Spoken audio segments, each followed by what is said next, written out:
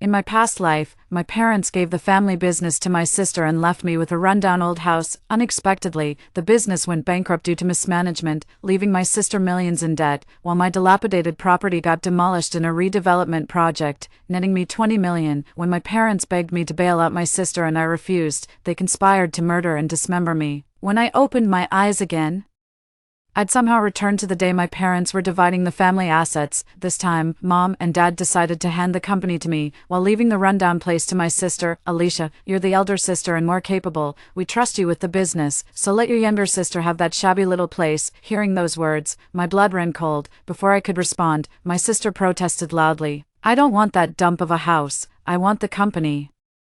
My parents exchanged glances before Mom spoke softly. Be reasonable, Bella, we're only thinking of what's best for you. 5. Clearing his throat, Dad added, we're family, what's hers is yours too. If your sister runs the company well, you'll benefit just the same. My sister kept pressing her demands. I spoke up. Since little sister wants it, let her have the company, my parents said in unison, looking up. I caught a fleeting look of discomfort on their faces. Mom began.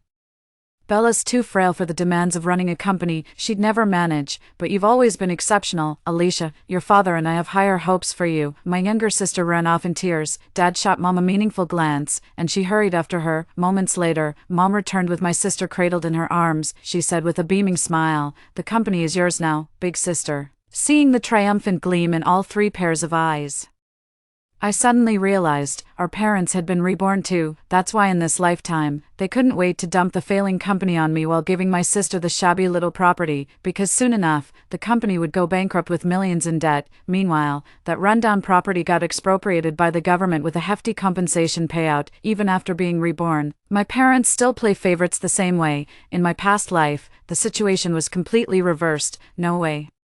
They gave my sister the company making millions annually, while I got stuck with some rundown property in the middle of nowhere. To their shock, customer reports of counterfeit products forced a recall, causing massive losses. With reputation damaged and profits plummeting, the company's cash flow collapsed. My sister mortgaged our family home trying to save the business, but poor decisions only worsened operations until bankruptcy became inevitable.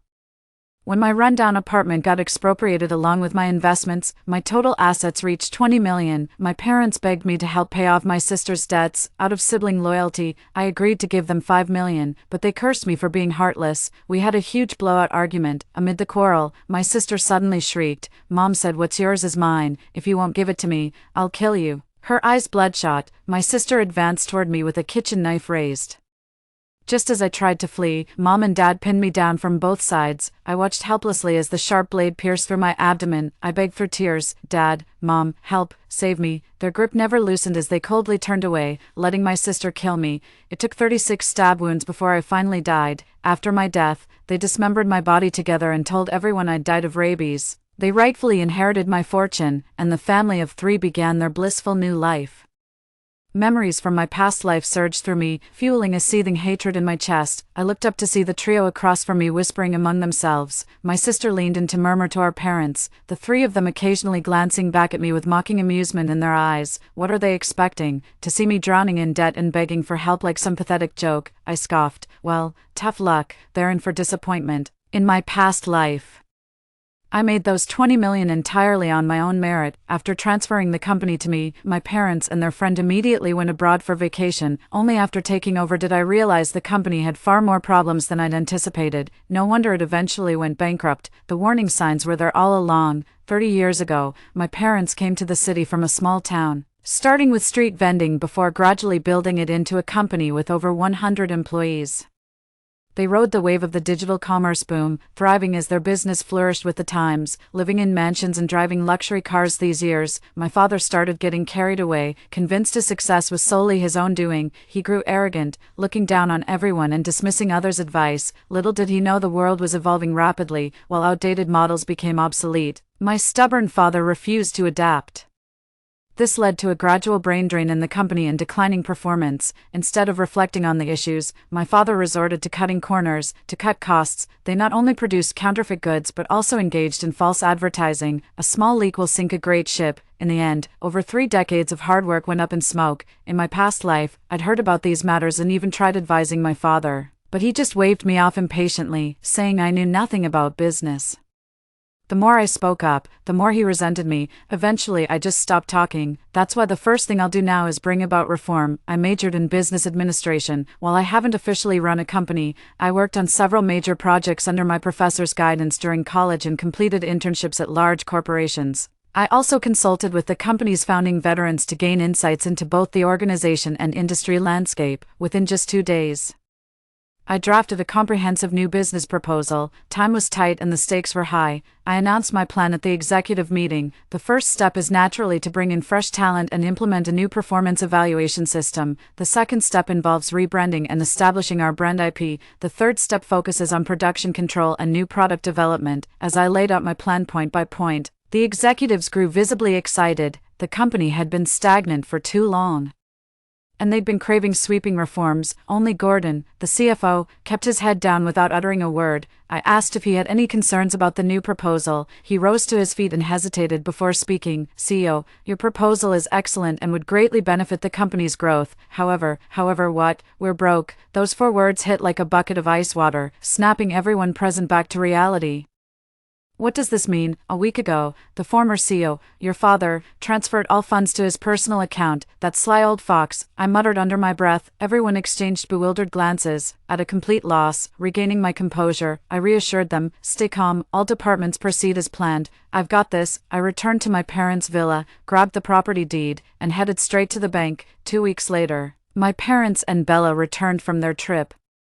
What they saw was a thriving scene, the company running smoothly with many new faces, everyone brimming with enthusiasm and working at full throttle. Not only that, our company underwent a brand revamp, created a new brand IP, and skyrocketed to fame through collaborations with top influencers. We even launched live-stream shopping accounts, causing orders to surge. The factory is swamped with work every single day. Witnessing this, the trio stood utterly dumbfounded. After a long silence, my father couldn't help but say, Alicia, you're truly a business prodigy. I took a sip of tea without responding. Bella snorted disdainfully and said bitterly, thanks to Dad laying the groundwork, Big Sis finally got her chance to shine. I ignored them. Mom plopped a bag of cheap souvenirs on the table. Alicia, Bella brought these especially for you. You should treat her to dinner later to say thanks, since you're so good at making money. Sis, why don't you buy me another bag?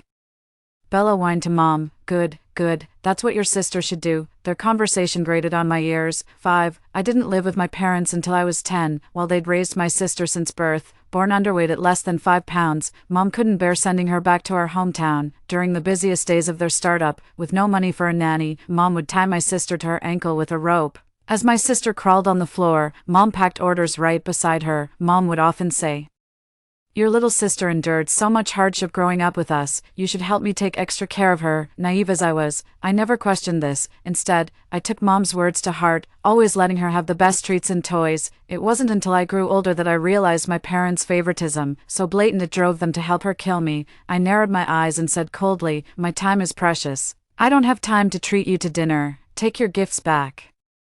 Bella's face darkened as I continued, and about that bag, it's bad enough that little sis mooches off our parents, but now she's trying to freeload off me too. That single remark sent Bella into a rage. She's always been the pampered princess of the family, spoiled by everyone. Nobody's ever dared to speak to her like this before. Sis, don't be so damn condescending. Where would you be without Mom and Dad? You should learn some gratitude. Ungrateful people always get what's coming to them. Mom chimed in disapprovingly, Alicia, you're being so childish. We're finally together as a family after so long, and you're taking a simple joke so seriously. Dad piled on, exactly, think you're hot stuff now that you're some big shot boss, too good for your own parents, is that it? Got a meeting to attend, don't let the door hit you on the way out. My parents shot me a glare before turning on their heels and before leaving.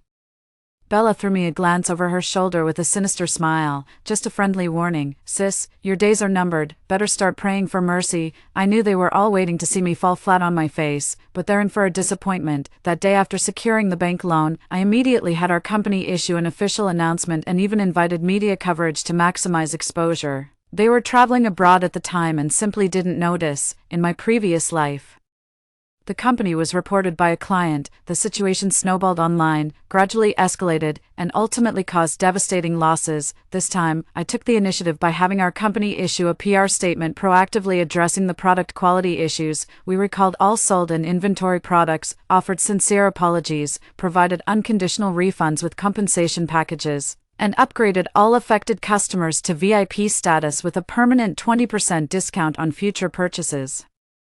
This move significantly boosted public goodwill while elevating brand recognition. I successfully salvaged our brand reputation, though we took a financial hit. Maintaining consumer trust means profits will follow in due course. Seizing the momentum, we launched official live-stream shopping accounts to capitalize on the trend. While my colleagues and I were burning the midnight oil, what was Bella up to? Either gallivanting around or splurging on shopping sprees. Oh, so my good times are over. No.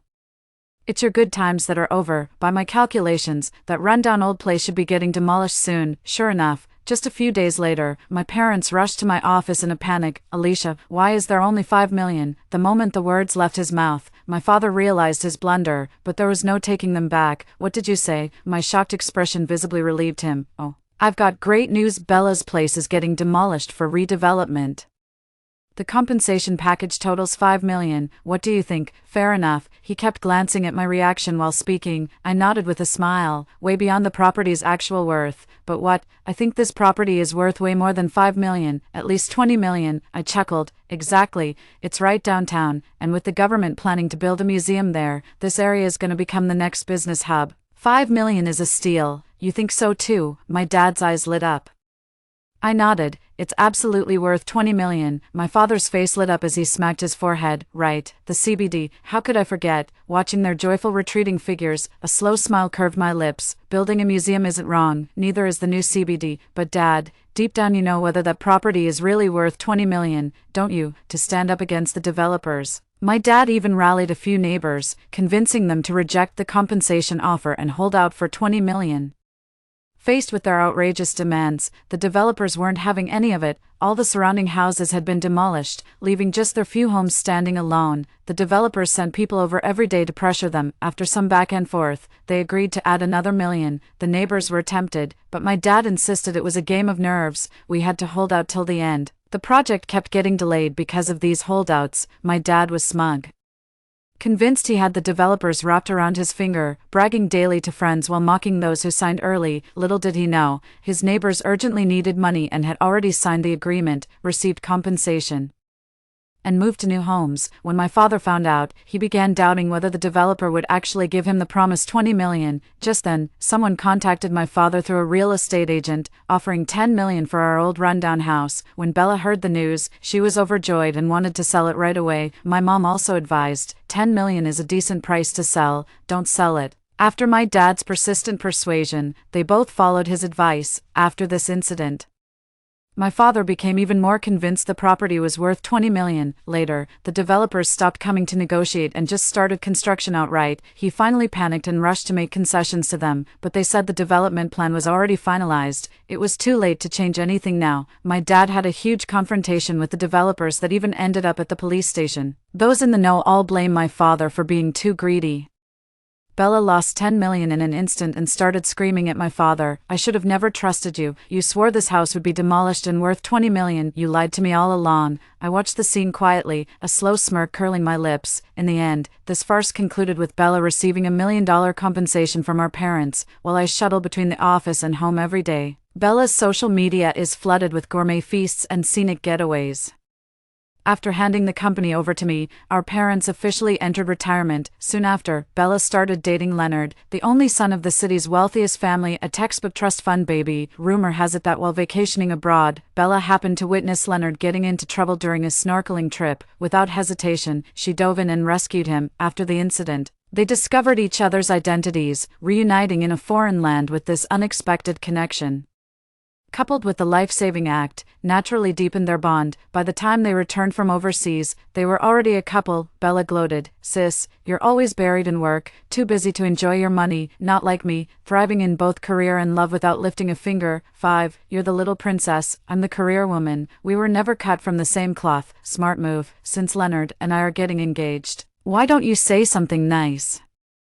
I might just throw some clients your way. Our business with the Leonards goes way back. Don't tell me you didn't know. The Leonard conglomerate is massive with all those subsidiaries. Who can keep track? Besides, Leonard promised I'd just be a lady of leisure after marriage. I don't want to waste any more time. I'm leaving. Bella shot her mom a look and grabbed my arm, asking, Alicia, your sister's getting engaged. What gift did you prepare? What does she want? I countered. Transfer 40% of the company's shares to your sister as her dowry. Leonard's family is wealthy. We can't let them look down on us, Dad began. I scoffed inwardly. I only own 55% of the shares to begin with. If I give her 40%, what does that make me? Her errand boy. Seeing my silence, Mom continued, Alicia, we're family. Once your sister establishes herself, she'll repay you twice over. Come on, sis. We're family. Why be so calculative? Don't be silly, little sister. What's mine is yours. I can transfer 55% of the shares to you, but, I paused, there's one condition. Hearing there were strings attached, our parents' faces immediately darkened. The condition is the share transfer agreement gets signed on the engagement day. My parents never expected me to be so sensible, nodding in approval with, this works out well. Leonard's family won't dare look down on Bella anymore. I know exactly what my dad's scheming, though he transferred the company to me. Seeing it hasn't gone bankrupt has reignited his ambitions, and now he's pushing me to transfer shares to my sister. Fine, let her have the shares. It's not like this is my only company anyway. President, Mr. Yang is waiting for you in the conference room. Understood. I'll be right there. I walked to the conference room in my high heels. Mr. Yang is one of our suppliers here to discuss contract renewal as our current agreement is expiring. President Yang. Let's try a different collaboration approach this year. I handed over the prepared contract, which President Yang accepted and began reviewing carefully. Agreed, Mr. President. We'll proceed exactly as you've proposed. Excellent. Looking forward to working together. After seeing Mr. Yang off, I called other clients to schedule meeting times on Bella's engagement day. I brought a lawyer to sign the share transfer agreement with her. Holding the agreement, she was grinning from ear to ear. The venue was packed with guests, not just friends and family, but also many of our company's suppliers and distributors. They're all old friends of my father's, chatting away happily the moment they met. Everyone kept complimenting Dad on his good fortune in raising two accomplished daughters. When they saw me transferring shares to my sister, they were even more effusive in praising my magnanimity. I observed the scene quietly, betraying no emotion. What others didn't realize, but I knew all too well, was that this had been my father's carefully orchestrated plan. In their past life, news of Leonard's accident flooded every media outlet, becoming household knowledge. This time around, he orchestrated Bella's chance encounter with Leonard, securing her marriage into wealth. As the wealthy father-in-law, he naturally reaped luxury and privilege, yet even with rebirth, some fates remain unalterable. I know a secret they're unaware of. Leonard was born with a congenital heart condition. The corporation kept this under tight wraps. I only heard it through the grapevine. Whenever such rumors surface, Leonard's family vehemently denies them, which only lends credibility to the claims. Bella's acting like she hit the jackpot. Let's see how long her little fairy tale lasts. That evening as I was leaving work, Mom called, Alicia, your sister and Leonard are coming for dinner tonight. You should join us. They just need me there as a foil. I've figured that out after all these years. In the evening, my mom prepared a hearty spread of homemade dishes. Leonard and Bella arrived early, cuddled up on the couch watching TV. The sound of the door opening caught Bella's attention. Spotting me, she gave a slight chin lift. Sis, we're keeping you busy lately. Those dark circles under your eyes are pretty intense. I looked up to see Bella glowing with health, her makeup flawlessly applied. Dressed in haute couture, every strand of hair perfectly in place. Lucky you indeed. You found yourself a great catch. He brings home the bacon while you get to be the pretty flower. Bella giggled, clearly eating up the compliment. She nudged Leonard with her elbow. Honey, why don't you set my sister up with someone? She seems a bit thirsty. Leonard lifted his gaze to meet mine, and in that fleeting moment, a hint of mockery flickered through his icy eyes. Your sister's standards are sky high. She'd probably turn her nose up at those spoiled rich boys. I didn't respond, walking straight to my room instead. Work kept me busy at the company, so I only stayed over occasionally. To my surprise, Mom had crammed my room full of junk. Amidst the clutter, I unexpectedly came across a photograph. The photo showed me with a woman, someone I'd never met before. I stared at the picture, my mind flooded with thoughts. Outside the door, my mother called me for dinner. I composed myself, tucked the photo into my handbag, and stepped out. At the dinner table, my father kept showering Leonard with compliments. The underlying message was his wish for them to tie the knot soon. 5. After all, an engagement is just a label. Real commitment comes with marriage. Leonard gazed at Bella with deep affection, saying he'd marry her in a heartbeat if she agreed. Bella explained, Dad, stop rushing us. Once I'm married, you won't see me around anymore. Bella looked sweetly at Leonard. Leonard says we'll move abroad after marriage, so we won't be able to see you every day. I kept eating my food, completely unsurprised by this. At first, Mom and Dad were shocked, but then they came around. It's good abroad, the air is cleaner. Leonard's family has businesses there.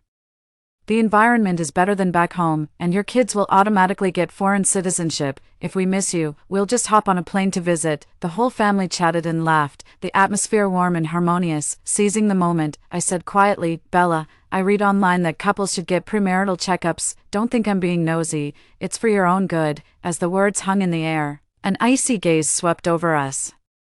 Our eyes met. I smiled warmly at him while his pupils darkened and lips pressed into a tight line. The atmosphere grew heavy in an instant. Bella pursed her lips. "Thanks for the unsolicited advice. We already ran the tests." "Oh, that's great if there's no problem." My words were directed at Bella, but my eyes remained fixed on Leonard. He furrowed his brows, deep in thought. My father said disapprovingly, "Why bring that up? They should know better themselves." My mom tried to smooth things over. "Don't take it to heart, Leonard. She's always been blunt and socially awkward." "Are you mad, Leonard?" I stared at him defiantly. The chill in his eyes deepened. Sensing something amiss, Bella linked arms with Leonard and said, "I believe in you." Leonard suddenly smiled. "Thanks for looking out for us, sis. That's what family does." 7. Bella's wedding plans are now officially underway. My mom went on an art-buying spree to put together her dowry, just when everything was nearly ready. Bella dropped the bombshell. She and Leonard decided against a big ceremony, opting for a destination wedding instead. My dad was visibly upset but powerless to object. He wouldn't dare cross Leonard. I went back to my hometown while they were preparing Bella's wedding. I hadn't returned here since Grandma passed away and I moved back in with my parents. After all these years, my hometown has changed quite a bit. I tracked down our old next-door neighbor and showed her that photo. That aunt still remembered me. She stared at the photo for a long time before telling me the woman's name. She also shared some untold secrets with me. That same day, I returned to the city where I lived. My phone kept ringing in my bag. It was Mom calling. "Congratulations, Alicia. Your sister is emigrating. What are you planning to give her? What does she still need? Didn't you just buy a house? Why not give it to your sister as her dowry?" "Sure, no problem. That's more like it. When your sister makes it big someday, she won't forget you. We're family, no need for formalities." Hanging up, I turned and caught my reflection in the car window, a grotesque smile twisting my lips. But I handed the property deed to Bella. She flashed me a bright smile. "I'll miss you, sis." My parents stood by wiping tears. Their beloved daughter was about to leave. Leonard wore a smirk that wasn't quite a smile, and quickly averted his gaze when our eyes met. "Bella, it's time, we need to board now," he urged. Bella reluctantly left her parents' embrace, glancing back repeatedly as she walked toward the boarding gate. I watched her figure disappear through security, a slow smile curling my lips. "Goodbye, Bella. Farewell for good." Days passed one after another after Bella left. My father kept flying to Macau for gambling trips, while my mother was constantly shopping in live streams. Then a phone call shattered this quiet routine. Just as I was about to clock out that day, my mother called. "Alicia, come home quick. Something's happened to Bella." When I rushed home, my parents wore grave expressions. "What's wrong with my sister?" My father turned pale and asked me. "Leonard has a heart condition. He demanded Bella give him her heart." "Did he force her?" My mom burst into tears instantly. "Where's Bella now?" "She got away." My father paced anxiously around the room, speaking rapidly. "Alicia, your mother and I are taking your sister to lay low for a while." Only then did I notice 2 suitcases standing in the room. "Then why did you call me here?" I said coldly. "We need money. The villa's already sold. Get me another 10 million from the company." My mother rushed over and shoved me. "Alicia, are you deaf to your father's words?" I heard him loud and clear. "The company hasn't been mine for ages. Where would I get the money?" "Humph. Don't think I don't know about that other company you started." My father glared at me with pure disgust. I smirked. "I never intended to hide it from you. Give me 10 million, and we're done for good. Because I'm your damn father, after raising you all these years. What's wrong with claiming some payback?" Hearing this, I burst into hysterical laughter. "Payback? You only raised me to ease your guilty conscience, didn't you?" My eyes widened as I glared at him with burning intensity. He raised his hand, ready to strike me. I seized his wrist with a vice-like grip and violently flung it away. "Howard, how much longer do you plan to keep lying to me?" I took out that photo and held it right before his eyes. A flicker of panic flashed through his eyes, followed by pure malice. "You're utterly depraved. You killed your own brother for profit. He was my real father." My father's face flushed crimson with rage and humiliation. "He made me do it. He forced my hand. Don't worry.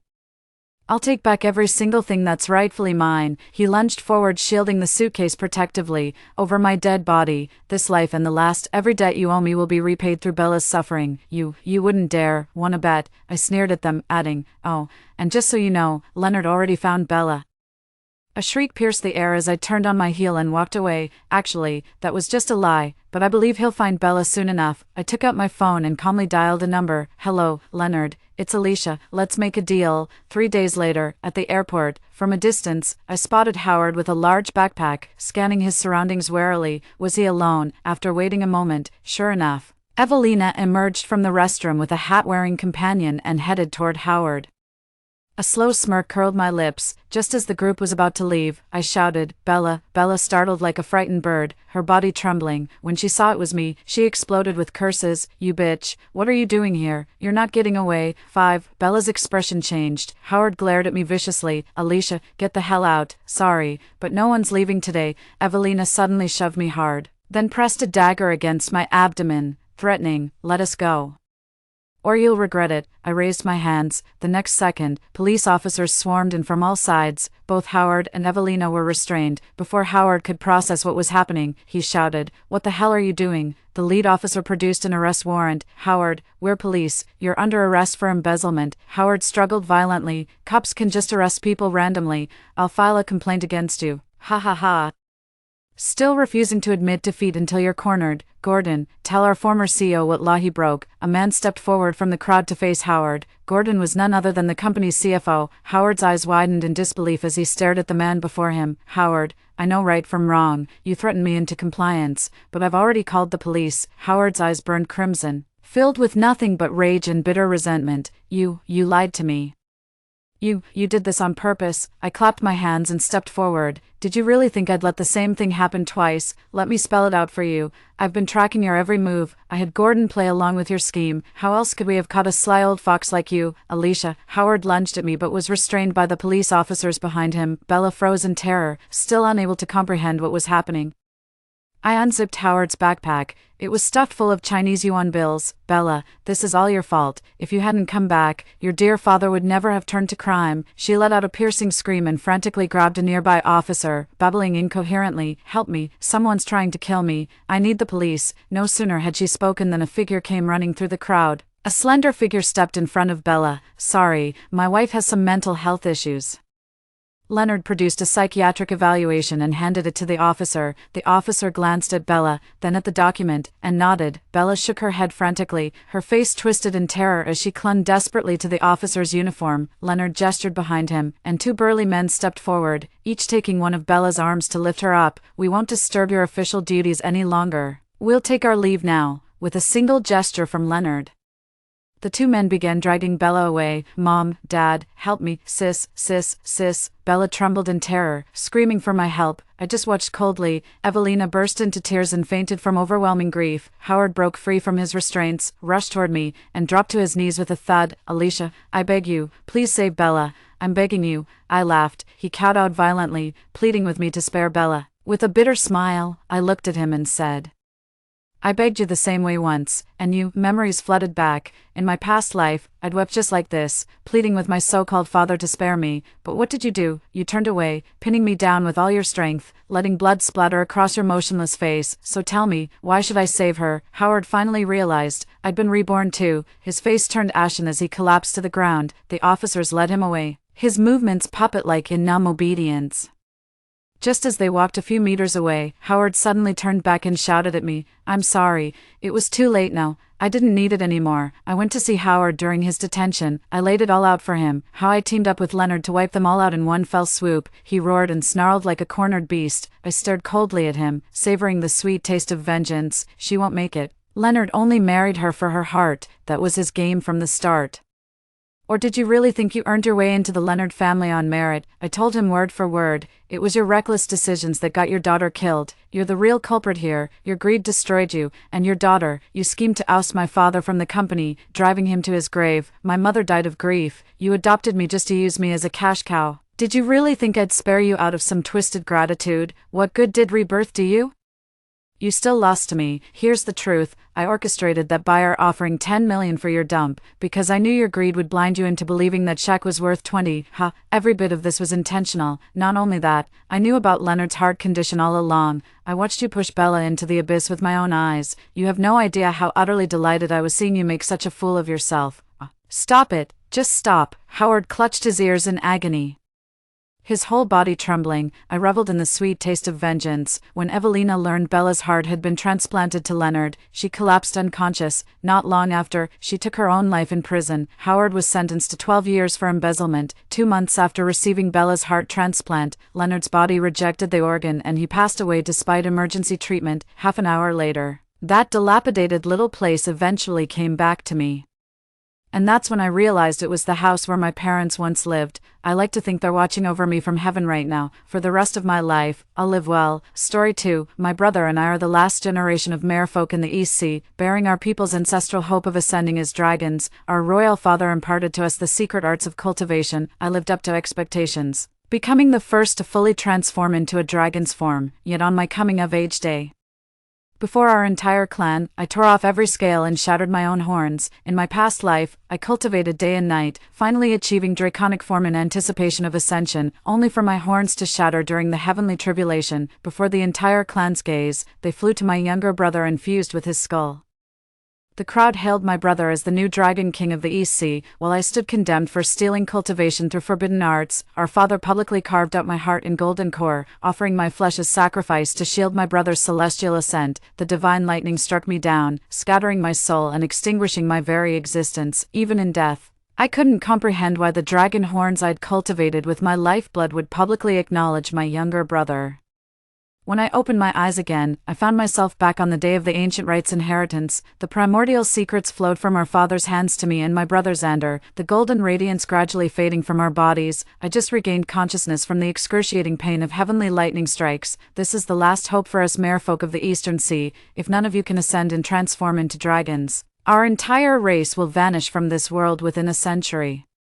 My father's familiar words echoed in my ears, making my heart tremble involuntarily. Xander hurried forward to console him. The elders have all foreseen it. With elder brother's extraordinary talents, he will surely lead our merfolk to glory again. Father need not worry, your health comes first. His words were identical to those in my past life. Had I not lived through it myself, I'd never believe my kind-hearted brother could harbor such deep schemes.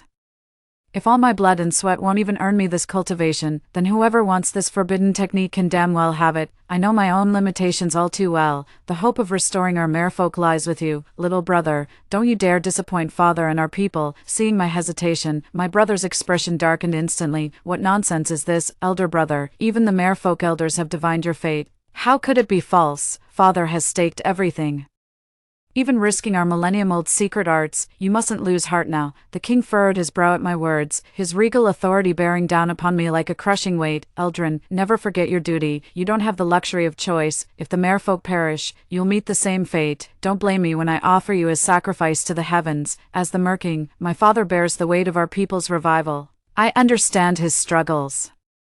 Common merfolk possess pitifully little cultivation talent. Xander and I are the last pureblood heirs of our generation. After giving birth to us, our mother exhausted her magic and perished. The hope of ascending as dragons now rests solely on Xander and me. The dragon clan of the Eastern Sea has long been extinct. Without a new dragon king to restore order, the Eastern Sea will descend into chaos, bringing untold suffering to all living beings.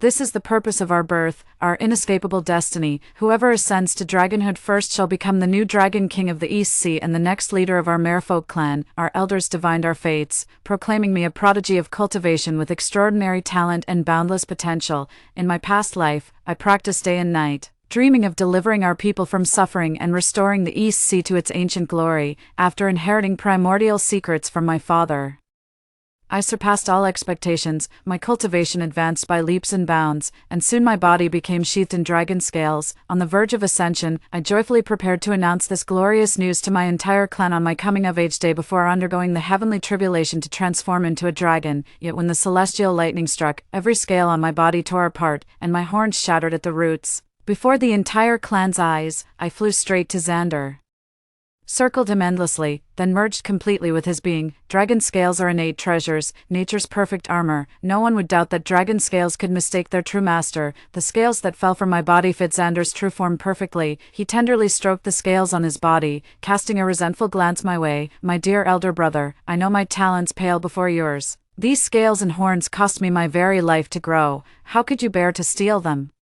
Do you mean to take my life? Without my cultivation, what difference is there between me and a worthless cripple? For the sake of our shared blood and your attempt to save the Eastern Sea, I'll spare your life. If you publicly repent and surrender your core, consider this the end of our brotherhood." His seemingly magnanimous words instantly ignited the fury of the entire clan. They swarmed forward, weapons mercilessly stabbing into my bloodied wounds where dragon scales once were. A prodigy. "Spare me," even the elders misjudged. "This Eldrin's nothing but a heretic. What's the difference between stealing another's dragon scales and draining life essence for dark arts, and to do this to his own brother? The second prince's mercy in sparing this monster's life was wasted kindness. Thank the heavens the scales rejected his claim, or this abomination would have ascended as a dragon and destroyed the entire Eastern Sea. He deserves eternal damnation beneath heavenly thunder." Xander was crowned the new Dragon King by our people, while our father carved out my heart and core to make me endure his ascension lightning in his stead. Stripped of my dragon scales, my mortal flesh was shattered into nothingness by the celestial tribulation. Even in death, I'll never understand what he did to make my dragon scales and horns willingly acknowledge him as master. Watching his anxious expression now, I quietly composed myself and bowed to the Dragon King. "Rest assured, Father. I would never forget our sacred duty. I shall return to my cultivation at once." On the journey back, my mind raced through every detail of my past life. The king passed the secret arts to both me and Xander simultaneously. Could there be something wrong with the arcane techniques? I was taught cultivation magic, but perhaps he was trained in plundering arts. Yet regardless which of us ascends as a dragon, it benefits our merfolk kin. Father wouldn't play favorites between us.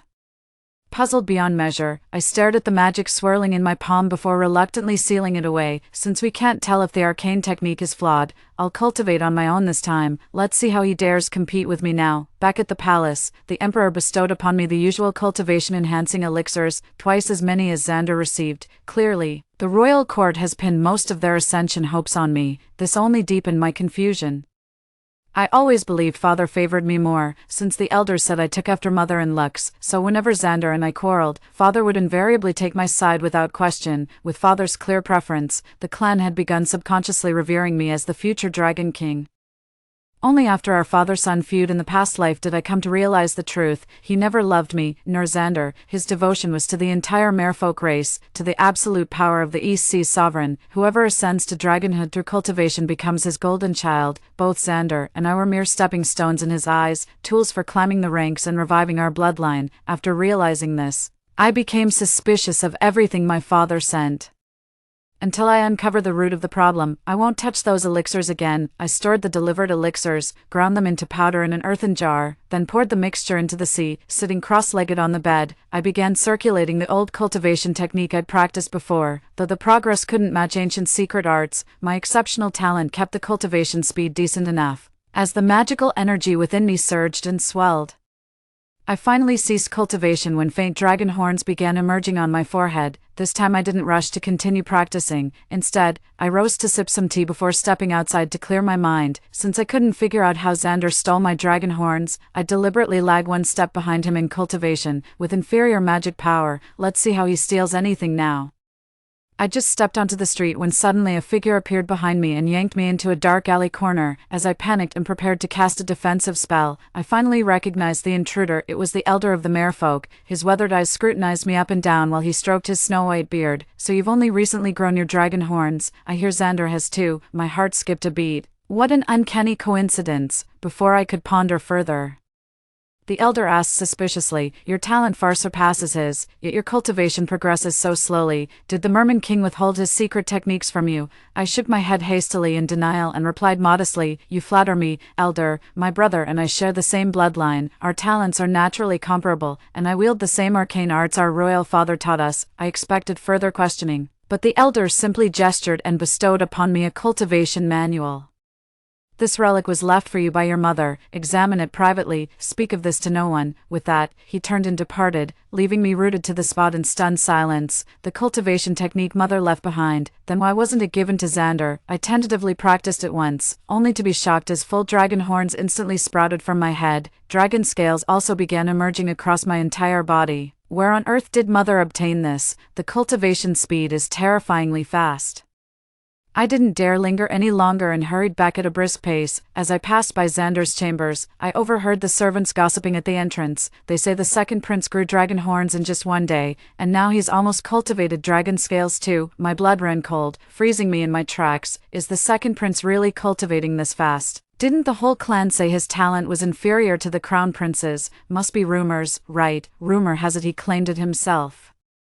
Though no one's seen proof, if even the second prince can grow dragon scales, does that mean the crown prince is about to fully transform? The East Sea is truly blessed by the heavens. How could this happen? But the elder just said Xander only grew dragon horns. The elder's words would never be false. Just as I mastered my dragon scales, news about Xander broke out. All this happened within half a day. Could this be a coincidence?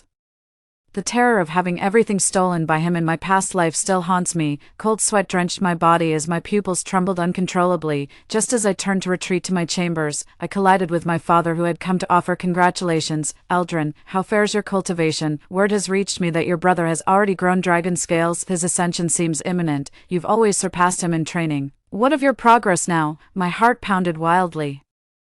Uncertain what role my father played in this affair. How much do you really know about Xander's stealing cultivation powers? Lips pressed tightly together, he remained silent in the stalemate. Just as the Dragon King grew impatient and was about to reprimand him, Xander emerged from the palace. Father and brother came. Is this to celebrate my dragon scales? Why wait at the gates? He sidled up to me, draping an arm over my shoulder with feigned familiarity. But elder brother's cultivation has always surpassed mine. He'll surely ascend and transform into a dragon before me. When that day comes, I hope father won't disown me. Watching their father-son harmony, a wave of unease surged through me. I secretly summoned dragon scales beneath the hem of my robe. As expected, the newly grown dragon scales began thrashing uncontrollably the very next second. My chest suddenly tightened with suffocating pressure, retracting the scales. I excused myself by claiming illness and retreated to my chambers. Back in my room, I sat on the bed glaring at the fresh scales until my eyes burned crimson with fury. I just can't figure out where things went wrong. These dragon scales were forged using my mother's techniques. Xander knows nothing about this. Then why do the scales recognize him as their master now? If all my efforts were just to gift wrap these scales for someone else, I'd rather destroy them with my own hands right now. After peeling off my dragon scales one by one, I sealed away my mother's cultivation manual and returned to my old spells. There's no way Xander can steal my cultivation progress this time if I'm just one step behind. But when father passed by my chambers after returning from Xander's palace, he entered with regret in his voice. What a pity. That fool Xander couldn't even recognize dragon scales. He never achieved the breakthrough at all. What a letdown. My talents simply can't match yours.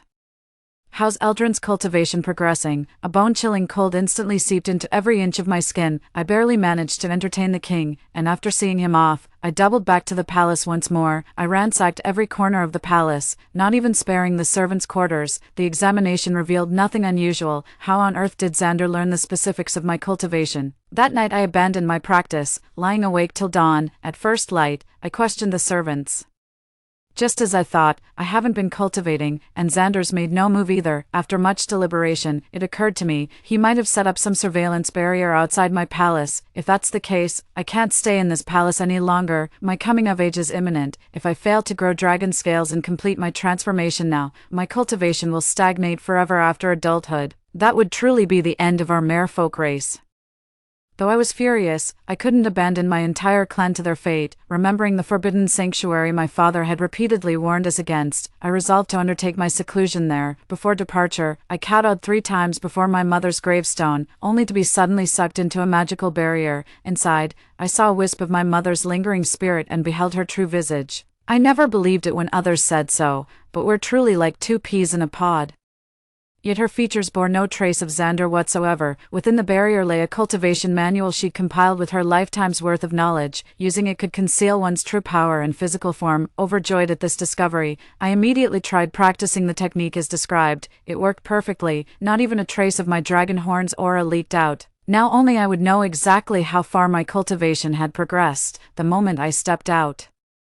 The barrier shattered into nothingness. I breathed a sigh of relief seeing Xander had no chance of discovering me. After kowtowing 3 more times to my mother, I turned and stepped into the hidden realm. I didn't reappear until the day I came of age. Concealing my dragon form with my mother's techniques, I walked into the heart of the ritual. Then I overheard the excited murmurs around me. How's the second prince's training progressing?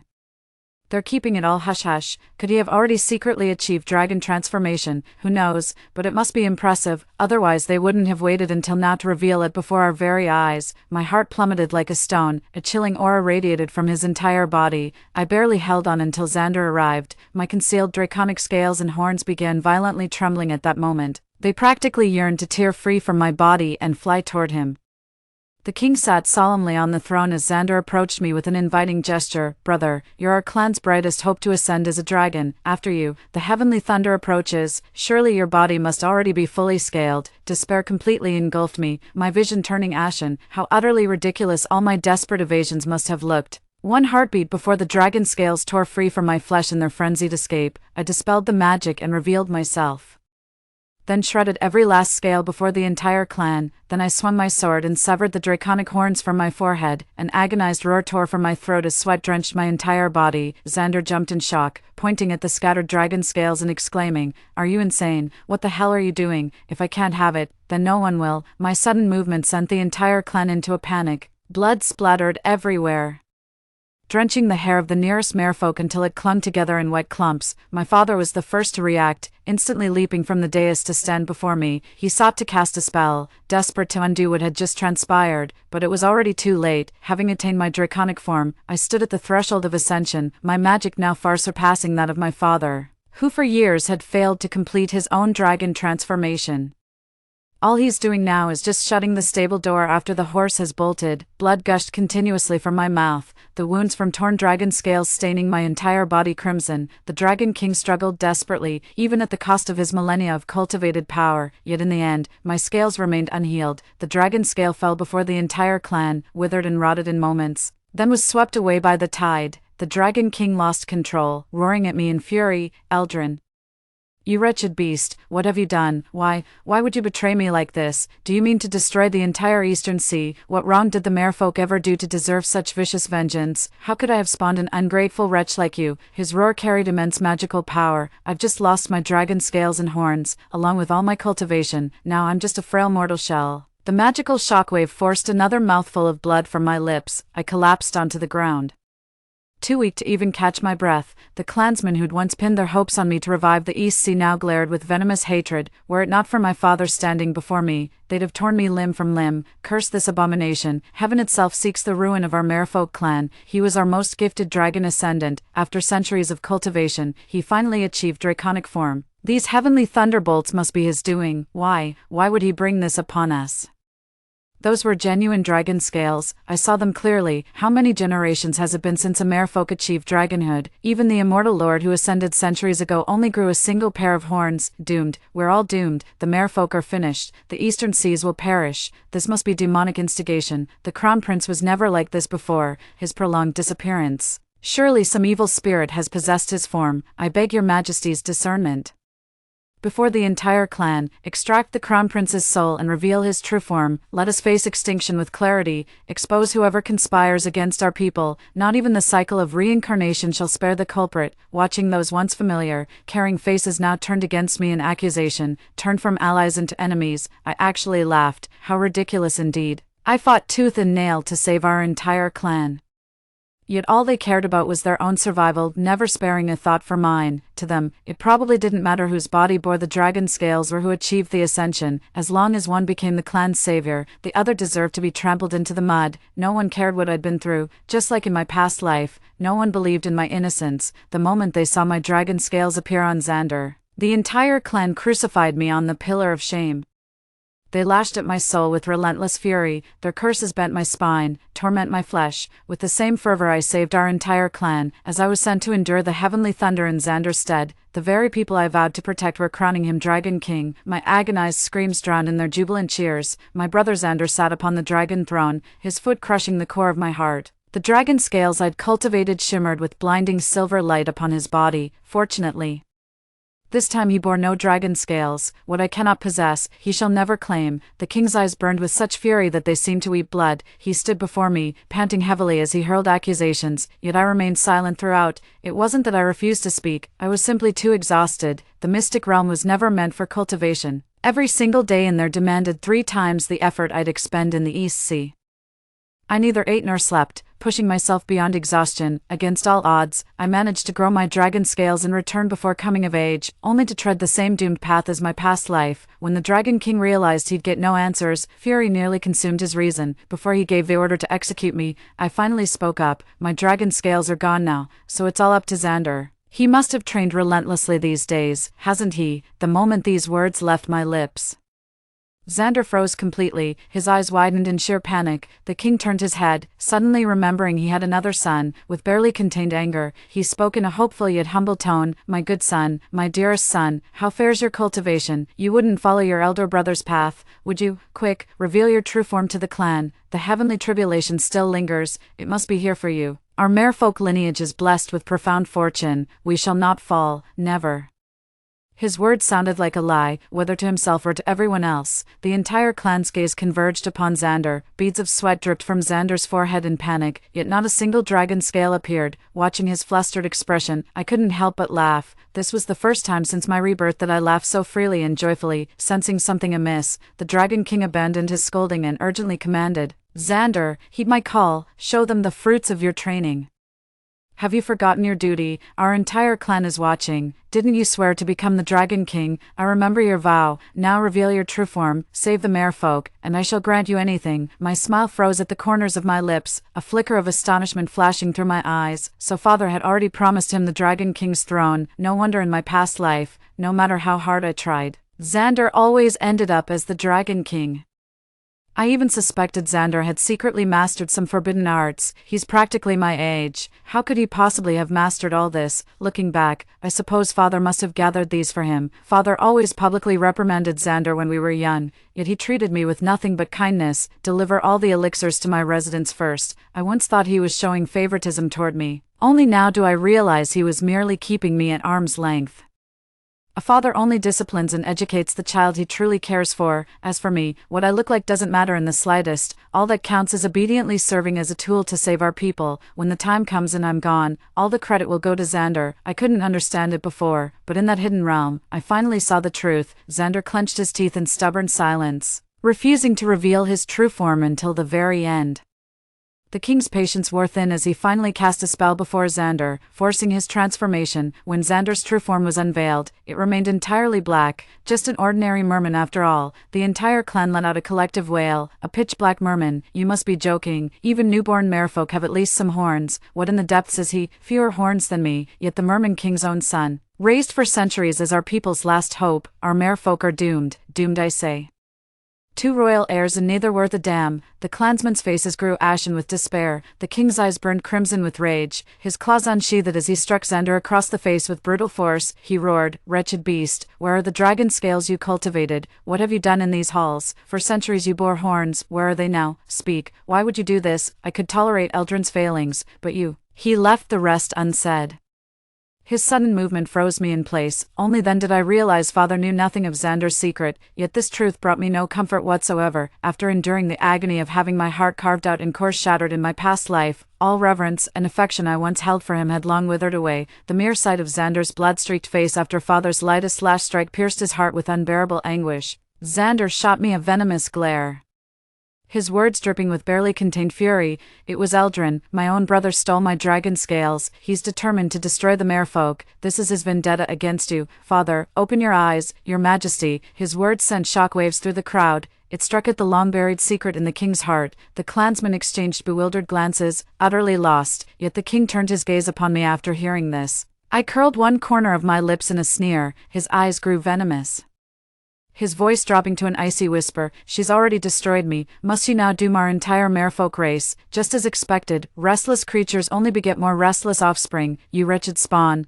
the very image of your mother. Before our merfolk kingdom falls, I'll sacrifice you to the heavens this day." With that, he barked orders for the clansmen to drag me onto the platform. At least I'd grown dragon scales before. Xander doesn't have a single one to his name, yet he insists on executing me while turning a blind eye to Xander. The favoritism couldn't be more blatant at this moment. It leaves me no room for self-deception. Father, oh father, mother would make you regret this if she knew what you've done. Though every last dragon scale had been torn from my body, the heavenly tribulation still loomed ominously in the skies. The storm clouds only seemed to gather with greater intensity. I was dragged to the center of the platform. The celestial lightning crept ever closer with each passing moment. My breathing grew fainter under the crushing pressure. Am I about to die again? Even with this second chance at life, I still couldn't seize the opportunity. Xander's gaze pierced through me with murderous intensity. He secretly sent me a message behind our father's back. Dear brother, even if you're reborn, you can't escape this. Such is fate. What does it matter if the merfolk perish? Father favors me, he'll still pass the last Dragon King's throne to me. As for their extinction after my death, why should I care? A triumphant smirk crept across his face, a stark contrast to the panic and despair of our people. I let out a cold laugh, ignoring him. I can't wait to see his face when the truth comes out. The king ascended the platform once more, but this time, hope had completely vanished from his eyes. Seizing the moment before the heavenly thunder arrived, he used magic to address his gathered kin. He declared this the opportune day to pass the throne, naming Xander as the next Dragon King of the Eastern Sea. Instantly, the crowd erupted in fury, their emotions spiraling out of control. Xander doesn't even have a single dragon horn. He's worse than the clan's weakest runt. How could he possibly rule the Eastern Sea as Dragon King? Even without dragon scales or horns, we merfolk at least have our own coral crests. How could the Eastern Sea ever be entrusted to him? A selfish wretch like him doesn't deserve the throne. We refuse to accept this. The next instant, the dissenting clansmen were obliterated on the spot by the Dragon King's magic, perished body and soul. The clansmen were stunned. Never had they seen the king strike with such cruelty. As if possessed by another, yet I understood him. They probably saw through Xander's lack of magical prowess. He could never rise through his own power, only he could pave the way, and this path must be forged with the blood of rebels. Only then could the masses be awed into submission. Seizing the moment while the clan was still stunned, the king issued an irrevocable decree. From tomorrow onward, I shall abdicate my thrones as Dragon King and merfolk chieftain to my second son Xander, who shall succeed me as the new Dragon King of the Eastern Seas. Should any clansman object, step forth now and state your case before me. With his prior brutal suppression fresh in their minds, none dared play the rebel now. The clansmen began whispering among themselves below the stage, taking in their every move. I couldn't help but curl my lips into a cold smile. It seems my previous judgment was mistaken after all. The king wasn't devoid of love for his own flesh and blood. My heart belongs to Xander alone. To fulfill Xander's ambition of becoming the Dragon King, he turned against the very people he'd sworn to protect his entire life, staking the fate of the entire Eastern Sea. Before they could reach a decision, heavenly thunder was already crackling toward me, mere inches from my mermaid form. This time, Father must have been truly furious with me. The execution was far too hasty. At least he spared me the torment of heart extraction and core dissection. As the heavenly thunder drew near, the scent of death practically grazed my nostrils. Soon after, the deafening roar of thunder marked the beginning. The crushing might of heavenly thunder bore down upon me, pinned at the altar's center. The stone beneath me cracked under the pressure. Every pore oozed cold sweat that the divine tribulation instantly scorched away. The heavenly calamity stole the very air around me, leaving me gasping for breath. 5. Fresh from the agony of torn scales and broken horns, I mustered the last shred of my strength to resist the heavenly tribulation with what little magic remained. Divine thunderbolts struck me one after another. After several exchanges, my body became a mangled mess of gaping wounds and flying flesh. Facing the heavenly calamity for the second time, I barely managed to endure in silence. The tribesmen below the stage were utterly terrified. They had already scattered in panic, hiding at a safe distance. They watched my situation unfold. After enduring for a quarter hour, the heavenly thunder intensified. My spine was shattered bone by bone, and my organs turned to dust beneath the heavenly lightning. The king sat unmoved upon his high throne, watching me endure the divine punishment. His cold expression mirrored that of his past life. Xander leaned against him with gleeful eyes, reveling in my downfall. They looked more like real father and son. My chest filled with bitterness. I wanted to laugh, but only blood gushed from my mouth. The next moment, several bolts of heavenly lightning struck down. I was completely drained of strength. This time, I couldn't even lift my eyelids. Shattered bones turned to ashes, while dried blood left ghastly stains on the table. Until even the core elixir was shattered, my consciousness plunged into complete void. Is this the end? Will there be another chance? But I can't escape this. This must be my fate. To be Xander's stepping stone for life. If only I hadn't been so competitive from the start. Giving him all my dragon scales, could the merfolk have been saved? Would I have been spared from death? Before I could gather my thoughts, a voice suddenly echoed in my ears. Eldrin, forgive me for making you suffer. Your father has arrived too late. Trust yourself, you did nothing wrong. What Xander stole through forbidden arts was never truly his. Even if he deceives the world and ascends as a dragon, the merfolk will still fall. For he lacks pure merfolk bloodline, as you well know. I bestowed upon you a cultivation technique. Recite its incantation silently in your heart. This is the ancient secret art of our silver dragon lineage. Now pass to my son, silver dragon. Father, the excruciating pain in my flesh left no room for contemplation. I hastily began chanting the technique he'd imparted. Time became meaningless until my consciousness slowly returned. My physical form was reforged. Closing my eyes, I felt the surging magic within me, stronger than before, losing my scales and horns, as joy overflowed from my chest. When every inch of my body was clothed anew in flesh, I slowly opened my eyes. To my astonishment, gleaming silver dragon scales had regrown across my entire body. Mother stands beside me now, facing the king in silent confrontation. No, I should call him the Merking now. The cultivation manual father gave me contained fragments of his memories. Only then did I realize the Merking wasn't my birth father, it was the silver dragon deity all along. This is likely the true reason why the Merman King despises me. My mother never died. She fell in love with the ancient silver dragon deity, attained immortality through dual cultivation, and ascended to the celestial realm. My mother possessed greater cultivation talent than the Merman King. Fearing her solitary ascension, the Merman King forced a marriage pact to preserve their bloodline. In the end, my father rescued her from this fate. Consumed by fury and disappointment, mother severed all ties with the merfolk. The Merman King set his terms, forcing my mother to leave me in the East Sea by threatening our entire clan. Alone and unable to escalate the conflict, my father had no choice but to comply, yet he left a trace of his essence upon me, keeping watch over my well-being from afar. After taking me in, the Merman King concealed my true identity while seeking to restore his people's glory through my silver dragon lineage. He publicly declared me as his son, probably believed celestial lineage would enhance cultivation. To convince the clan, he kidnapped a fairy during the chaotic celestial banquet, and together they bore Xander. He then revealed my true identity, claiming his wife had borne him 2 sons. The celestial maiden gave birth in the East Sea, but was discovered by the heavenly emperor, who sent forces to capture her. Knowing she would never return, she secretly left Xander a forbidden technique stolen from the upper realm before vanishing completely into the East Sea. This forbidden art remained unknown to the Merfolk King, known only to Xander himself.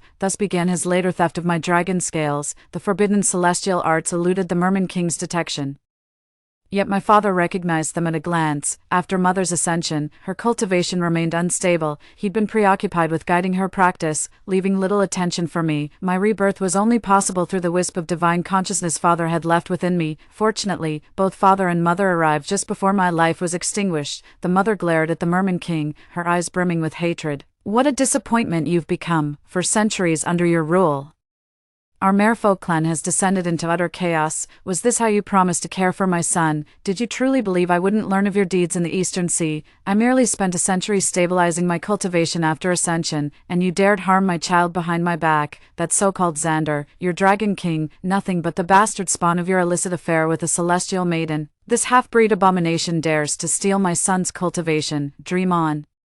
I say you're unfit to be the Merfolk King. The Merfolk King trembled with rage, his lower body revealing his true merman form. Before he could strike, mother made the slightest movement, sending him flying from the dais to crash violently into the pit where I'd just lain. Mother's expression turned grave, her voice icy. Long time no see, Shark King. Should I expose your bastard origins and past scandals, or would you rather confess them yourself? The Shark King's face turned ashen, remaining silent under his mother's oppressive glare. After a long pause, he finally forced out, "Don't you dare slander me. Everything I've done was for the Eastern Seas." No sooner had the words been spoken than Xander's horrified face in the distance transformed into his true form, a human torso with a mermaid's tail. By all appearances, it was some kind of hybrid creature. His mouth had just opened in a scream when someone silenced him. I thought it was mother's doing, yet she smiled tenderly, her gaze fixed straight upward. Following her line of sight, I spotted a silver dragon circling in the sky. Mother explained that since father was playing chess with the heavenly emperor today, only a wisp of his spirit could descend, but it's more than enough to deal with the Mermaid King. The ancient silver dragon's oppressive aura left everyone gasping for breath. In an instant, the entire clan stood frozen in shock at the scene before them. Mother's expression turned icy as she confronted the Mermaid King. "For the sake of the Eastern Sea, you'd let this vile creature become the Dragon King. You don't know, do you? Before her death, that celestial maiden cast a forbidden heavenly curse upon him. He stole all my son's cultivation. Those dragon scales, if not torn off by my own hands, would forever belong to this abomination." She turned slowly, her piercing gaze falling upon the panicked Xander. "How does it feel?" Wearing the dragon form my son cultivated with his life, today I'll make you pay tenfold. She swung her arm violently. Xander let out a blood-curdling scream, his flesh burned in raging flames, until nothing but bleached bones remained, until reduced to ashes. The Merman King didn't even get a chance to save them. After Mother finished dealing with Xander, she turned to the Merman King. Did you truly believe the Heavenly Emperor remained ignorant of your dark arts, practicing forbidden techniques with the flesh and blood of our kin in the Eastern Sea? By divine decree, I've come to bring you before the Celestial Court to answer for your sins. At the very least, you'll suffer heart extraction and cordycection before being cast into the eternal abyss. Prepare for unimaginable torment. After the Merfolk King was taken away by Father's divine consciousness, Mother revealed the truth of those events to the entire clan, disclosing my true lineage as well. Just as we were about to leave, the clansfolk spoke up to persuade me to stay. They each apologized to me for their earlier actions. They wanted me to take over the East Sea. Mother said I could still visit often after ascending. Gazing upon those familiar faces before me, after a long hesitation, I finally agreed. From that day forth, I became the Dragon King of the East Sea. Every time I descended to the mortal realm, I'd bring a sack of divine elixirs from my father. The clan's cultivation talents advanced by leaps and bounds with the aid of medicinal elixirs. Soon emerged the first merfolk to achieve draconic transformation. At the clan's request, I took him under my wing for personal mentorship. In leisure moments, I'd recline in my chair observing his training. Not a bad way to live. Really, no wonder. Story 2, when the apocalypse arrived. I was unfortunately turned into a zombie and kept confined at home by others. He tied me up expressionlessly, knife in hand, aimed at himself. He cut his flesh and bled himself, feeding me day and night. I completely lost my sanity and bit him. He simply patted my head and didn't dodge. The moment his tears fell, I was reborn, back to before the apocalypse. I lay flat, hoarding supplies, sticking to him unusually closely. Come over to my place on our birthday, I suggested. He coldly refused. With tears in my eyes, I pleaded, please, I'm begging you. When the birthday finally arrived, the apocalypse struck, and I dressed in new clothes I had bought especially. Liam, I'm your birthday present. Do you like it? Liam's eyes were somber, his response cold and distant. Get lost. Sobbing, I hugged him. Don't say things you don't mean. Liam swallowed hard, his gaze intense as if it could pierce through me. You're asking for this yourself. Liam really smelled wonderful. His abdominal and waist muscles beautifully sculpted. I desperately tried to break free from my instincts, but the dizzyingly sweet scent kept assaulting me, suddenly breaking the chains. I stumbled toward the living room. The man was disheveled in a white shirt and black trousers, his skin sickly pale, a large patch of deep red soaked through the fabric on his thigh, wet, dying. Just one look was painful. I tried countless times, only able to roar, unable to stop my footsteps. You roar. Until I fell into his arms, energized as if injected with adrenaline. I tried with all my might to bite him, unflustered in the face of danger, his voice weak yet seemingly amused. I never thought I'd fall because of an experiment. The buzzing in my ears was deafening. I wanted to cry but couldn't. He fed me with his own flesh and blood, yet he hadn't eaten for 3 days, and the house was stripped of food and water. In a daze, I remembered the early days of the apocalypse. We had fought over a bag of cucumber-flavored Pepsi chips. He loved that flavor, yet he never mentioned it. Damn it, who asked you to sacrifice yourself to feed me? Are you mad? I never knew I had such power, to exhaust him to the point of submission. When my sharp teeth sunk into his neck, the sweet and warm taste burst forth. I wanted to cry but couldn't help but take a bite. He groaned, enduring the pain, his trembling hand slowly reaching up to stroke my back, patting gently as if to comfort a child. So fragrant, too chaotic and sharp consciousnesses battled in my mind. He was in pain, it felt good. His hand suddenly caressed the top of my head, trembling and tenderly kneading. Good, you've eaten enough, I'll be with you. Despite his pain, he was terribly afraid of pain when he was a child. My mouth was scalding hot, my mind increasingly muddled. Tears falling along with the gushing blood. Liam, you damn lunatic, madman. When I opened my eyes, the enticing scent of meat that was once fatal was no longer present. The bedroom was cozy, filled with dazzling sunlight, and the ceiling was pure white. After confirming my rebirth, I was ecstatic to the point of unashamedly crying. Damn, no more being a zombie. How could I not be happy? This surprise, like a heavenly gift, was like being reborn as a top tycoon's prized possession.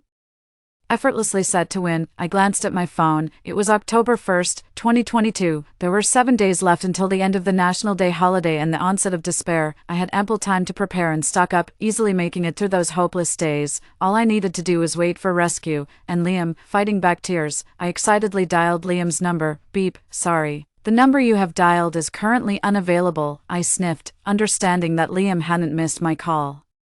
He had deliberately rejected it. I grabbed a tissue, wiped my tears, and then looked down at Instagram. Sure enough, Liam had sent me a message. I decided to contain my eagerness and sent back a crying emoji.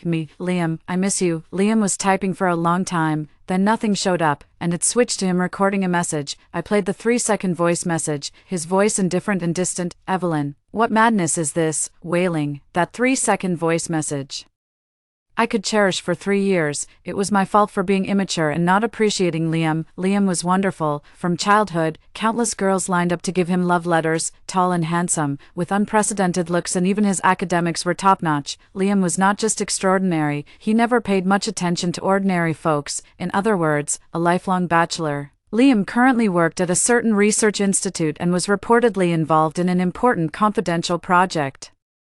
Though I didn't understand it, it seemed impressive. I used to secretly compete with him. Whenever he was involved in an important project, I would work overtime like mad. I would post motivational messages visible only to him on social media. Late night, coffee plus work, hard work pays off, sunny, JPG, damn, why even compete, after 10 days of overtime? Leaving work at 10 every night without earning a dime extra. Having been reborn, I've come to a realization.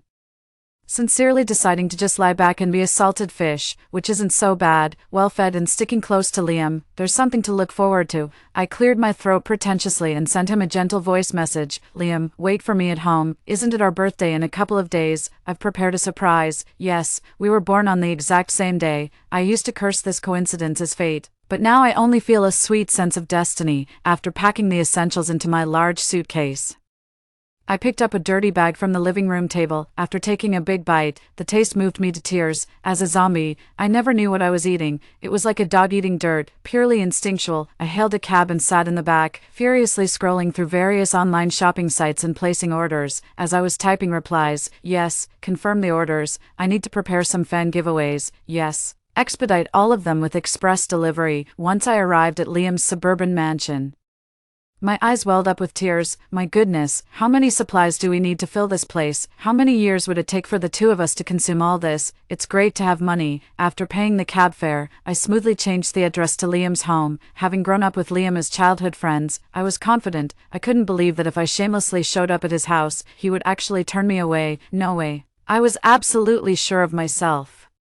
What are you doing with your suitcase? In a hurry to collect your own body, Liam opened the door, dressed in home pajamas and rectangular silver-framed glasses perched on his nose, my eyes still teary and almost dry. I stared at him, speechless. So handsome. Why hadn't I noticed how attractive he was before? I must be craving him, perhaps a lingering habit from my past life as a zombie. Looking at Liam's broad shoulders and narrow waist, he seemed irresistibly delicious.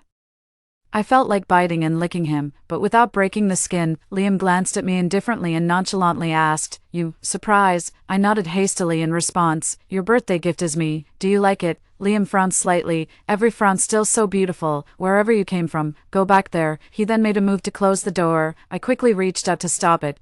Men, I must admit, your tactics of playing hard to get have indeed caught my attention, after the apocalypse. You were so good to me, sacrificing your own flesh and acting selflessly, and now, suddenly shy. Well, I guess I'll just have to expose your little game. After squeezing through the door of Liam's house, I blinked pitifully at him and shamelessly opened the door wider to drag my large suitcase in. "Evelyn, what mischief are you up to now?" he asked, slightly narrowing his eyes and adjusting his glasses, his expression unclear behind the lenses. I bit my lip. "Liam, there's something I need to tell you," Liam responded lightly, his tone slightly teasing. A shiver ran down my spine as I hesitated, chewing over the words I wanted to say. I've been fired from my company." Liam's smile was ambiguous. 10 times of unpaid overtime in a month, and they still fired you. Your boss really must be clueless. I sobbed in agreement. Exactly. Actually, I resigned voluntarily. They want the horse to run without feeding it grass. I couldn't take it anymore. The mental pressure was overwhelming. Being alone at home every day made me feel life was bleak and unbearable. "I was hoping to stay at your place for a while." Liam frowned and hesitantly asked, with an air of jest, "Am I that useful?" "Oh, so useful. Indeed, very useful." Liam paused, avoiding my persistent gaze, and added nonchalantly, "If you're sick, you should see a psychologist." I looked up at him, intending to feign a blush of a shy, secret crush. But before I knew it, I actually blushed. It turns out, liking someone is truly hard to hide, and moreover, Xuan Q, this person is just too pleasing to the eyes. Liam, over all these years, I've been restless and sleepless for you, coming to your city, snatching your cucumber-flavored chips, and even posting moments visible only to you. All of this was just because I like. Liam sighed with a hint of resignation and said softly, stop making things up. Come in. I'm not so heartless as to turn away a poor little thing and have to listen to so much insincere chatter. Not insincere though, but, watching him turn away, I pursed my lips and unexpectedly breathed a sigh of relief. Having to confess outright is quite torturous. It's like, I used to claim I'd stealthily pursue someone, and then one day, I end up kneeling in front of them, obediently and sensibly on one knee, blah blah blah, I really like you, marry me blah blah blah. I get goosebumps all over. I've decided, better to opt for a slow and steady approach, let affection grow over time, and play the long game. Liam's house is very large. He cleared out a guest room for me, right after setting up the room. 2 large cranes and a renovation team arrived outside. Meanwhile, my phone rang. Evelyn. I've reached Mansion District Number 1, where are you at? Will from the renovation team's voice was deafeningly loud, with a hearty vigor. Wait a moment, I'll be right down, I replied softly and quickly hung up. Then I tiptoed quietly, gently opened the door, and glanced at the bedroom on the right, feeling a bit guilty. Liam likes peace and quiet and hates disturbances, though as a child, I often played the harmonica, borrowed a swana, or danced a chaotic plaza dance while he was doing his homework. He used to ignore me back then. This time, there shouldn't be any issues, right? Despite saying that, I couldn't help but recount all of Liam's good qualities. I had been to Liam's house before. He wouldn't come out during the day, surely holed up in his bedroom's integrated study, reading, researching, studying. Liam is great. I love men who are diligent, ambitious, and knowledgeable. Sure enough, before I could sneak down the spiral staircase from the 2nd floor, a voice called from behind, stop right there. I immediately halted, stood straight, and turned around. My eyes sparkled as I looked at him. Liam frowned, slightly uncomfortable, swallowed hard and said, Evelyn, you.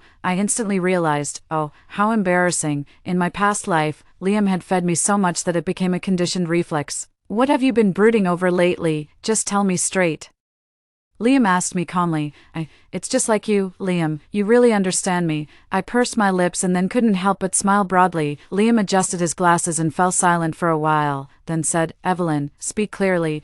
I widened my eyes. What are you talking about? It's just that I spoke a bit cutely, just a tiny bit. Liam gave a faint smile. So charming. I smiled back gleefully until the relentless ringing of the phone rang again. Liam slightly tensed his jaw, his slender hand tucked into his trouser pocket, and with half-lowered eyes, he said, answer it. With no choice but to comply, I reluctantly answered the phone while Liam, in reality pulling the hood of my sweatshirt, dragged me out to the front of the villa. The renovation team worked rapidly, fortifying the glass and doors as per my request, eager to secure any valuable and solid items. As I sat nervously in Liam's study, watching him for 3 long hours, after wiping the sweat from my forehead countless times, Liam continued typing on his laptop with a calm demeanor. When it was all over, and he casually followed me downstairs, when it came to paying, I scoured through 5 cards and still couldn't scrape together the last $10,000. Oh dear, just back from being reborn and my mind's all muddled. I had spent all my money, and even the last $30,000 wasn't enough. I turned to look at Liam. Liam could barely look at me.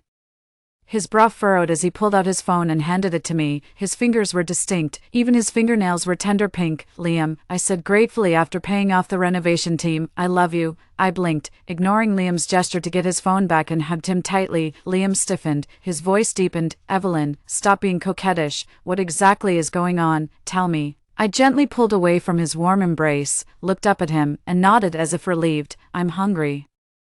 Can we have a meal first and then I'll tell you everything? Liam, he softly hummed in agreement. His expression remained calm and indifferent, but his action subtly indulged me. In the evening, I steamed a pot of fluffy white rice, bought a bucket of Pepsi, I'm a Pepsi person, and picked up some ice at the convenience store, then diligently served 4 dishes, chili fried meat, cola chicken wings, braised pork, and sweet and sour cabbage, all made by Liam. I can only burn down the kitchen, or perhaps steam some white rice. I stuffed a piece of braised pork into my mouth, followed by a spoonful of rice. Chewing blissfully, I took a sip of my ice-cold Pepsi. Here's the thing. Wait, let me ask you first. Do you believe me, Liam? Liam looked at me for a long time, his eyes unreadable behind the glasses. He slowly said, I believe. I breathed a sigh of relief. In 7 days, something very serious will happen. The situation is more severe than the lockdowns and quarantines during the pandemic. It won't get better for at least half a year. I know you might find it baffling, wondering if I'm just messing with you again, but I'm not." Liam put down his chopsticks, interrupting me calmly. "Got it. What else do we need to prepare?" I was dumbstruck, tears welling up in my eyes as I stared at him. "Do you really trust me unconditionally?" Liam methodically took a piece of paper, murmuring an indifferent "Otherwise, you wouldn't act so out of character." His lips curved into a shallow smile. "Coming to keep me company so kindly. It wouldn't make sense if there was nothing wrong." After dinner, having a bath, and lying in bed, I couldn't shake the feeling that something was off with Liam. Although I hoped Liam could trust me completely, his reaction was unnaturally calm. If you tell someone that the future is doomed and the world is about to end, yet they continue to eat, work, and sleep without showing any emotion, that's incomprehensible. Even programming a robot, you'd expect a more normal response. Perhaps this is what absolute rationality in a highly intelligent person looks like. Thinking this, I refocused on the essentials. Stockpiling and eating were more important. The next day, I planned to continue my massive shopping spree, using Liam's card, of course. He had given it to me willingly. This morning when I woke up, he had handed over all his savings to me, keeping only a few thousand for himself. He also informed me, without room for argument, "I need to make a trip to the institute. I'll be back in 5 days." Hearing this, I panicked. I didn't want to let him go. What if something changed during that time? It's not just fearing the worst, I'm terrified of being without Liam.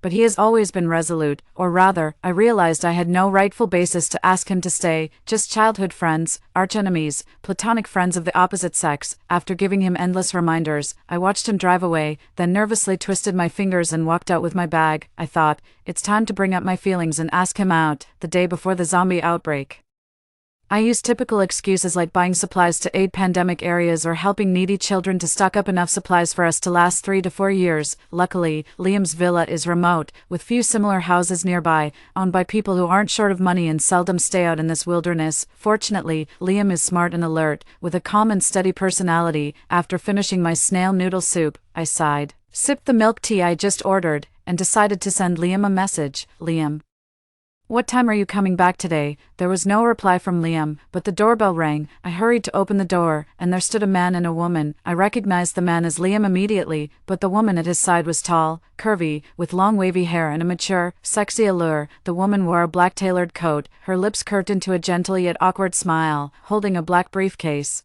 It wasn't out of jealousy towards another woman, but rather an eerie sense of the uncanny valley. Too perfect and too uniform, she seemed. With an unflinching demeanor, she smiled at the audience, a smile that, if observed for too long, could chill one's heart and provoke an inexplicable hostility. Even though her smile was dangerously charming, yet, even when she nodded at me and seemingly casually surveyed her surroundings, the curve of her lips remained incredibly steady, as if programmed. Hidden beneath a facade that didn't match her soul, there was another face unknown to others. "Hello. I am Mia. Recently, all the critical tasks have been assigned to me and Professor Liam. I'm sorry to disturb you," I have often heard Liam mention. The woman was speaking when she suddenly smiled thoughtfully, glancing at Liam. "It's nothing, really." Despite the abrupt stop, her manner of halting was quite natural. After the formalities, the three of us walked together into the house. I couldn't quite read Liam's expression behind his glasses. He glanced at the maid's room at the corner, arranging for Mia. "You will stay in that room tonight and leave first thing in the morning." Mia, with her pampered demeanor, didn't seem like someone who would willingly stay in a maid's room, just when I also thought there was no doubt about it. I saw Mia nodding with a smile, agreeing smoothly and compliantly. "Okay, Professor Liam." Her voice was gentle and soft, showing no sign of impatience. It seemed she had long understood and adapted to Liam's personality. Or perhaps she had been working with him for a long time. Suppressing the urge to frown and ask, I tried to turn my face away and not look at them. Suddenly, Mia warmly took my arm and asked with a beaming smile, "Evelyn, what did you have for dinner today? Was it snail rice noodles?" Feeling extremely uncomfortable, my mind tensed up, and I just wanted to pull my arm away from her seemingly gentle but invasive territory. Mia, however, seemed completely oblivious to my clear refusal. "Evelyn, I find you really quite adorable," Mia said with a smile, and with great interest, she reached out to pinch my cheek, her fingertips sliding down to my chin, and even lower to my collarbone. Startled, my heart fluttered, and I instinctively looked up to see Liam, whose expression was hard to read. I quickly reached out to grasp Mia's wrist. This woman, has she lost her mind? Just as Mia continued to lean in, our faces almost touching, Liam finally spoke. "Stop, Mia." Mia let out a surprised "oh."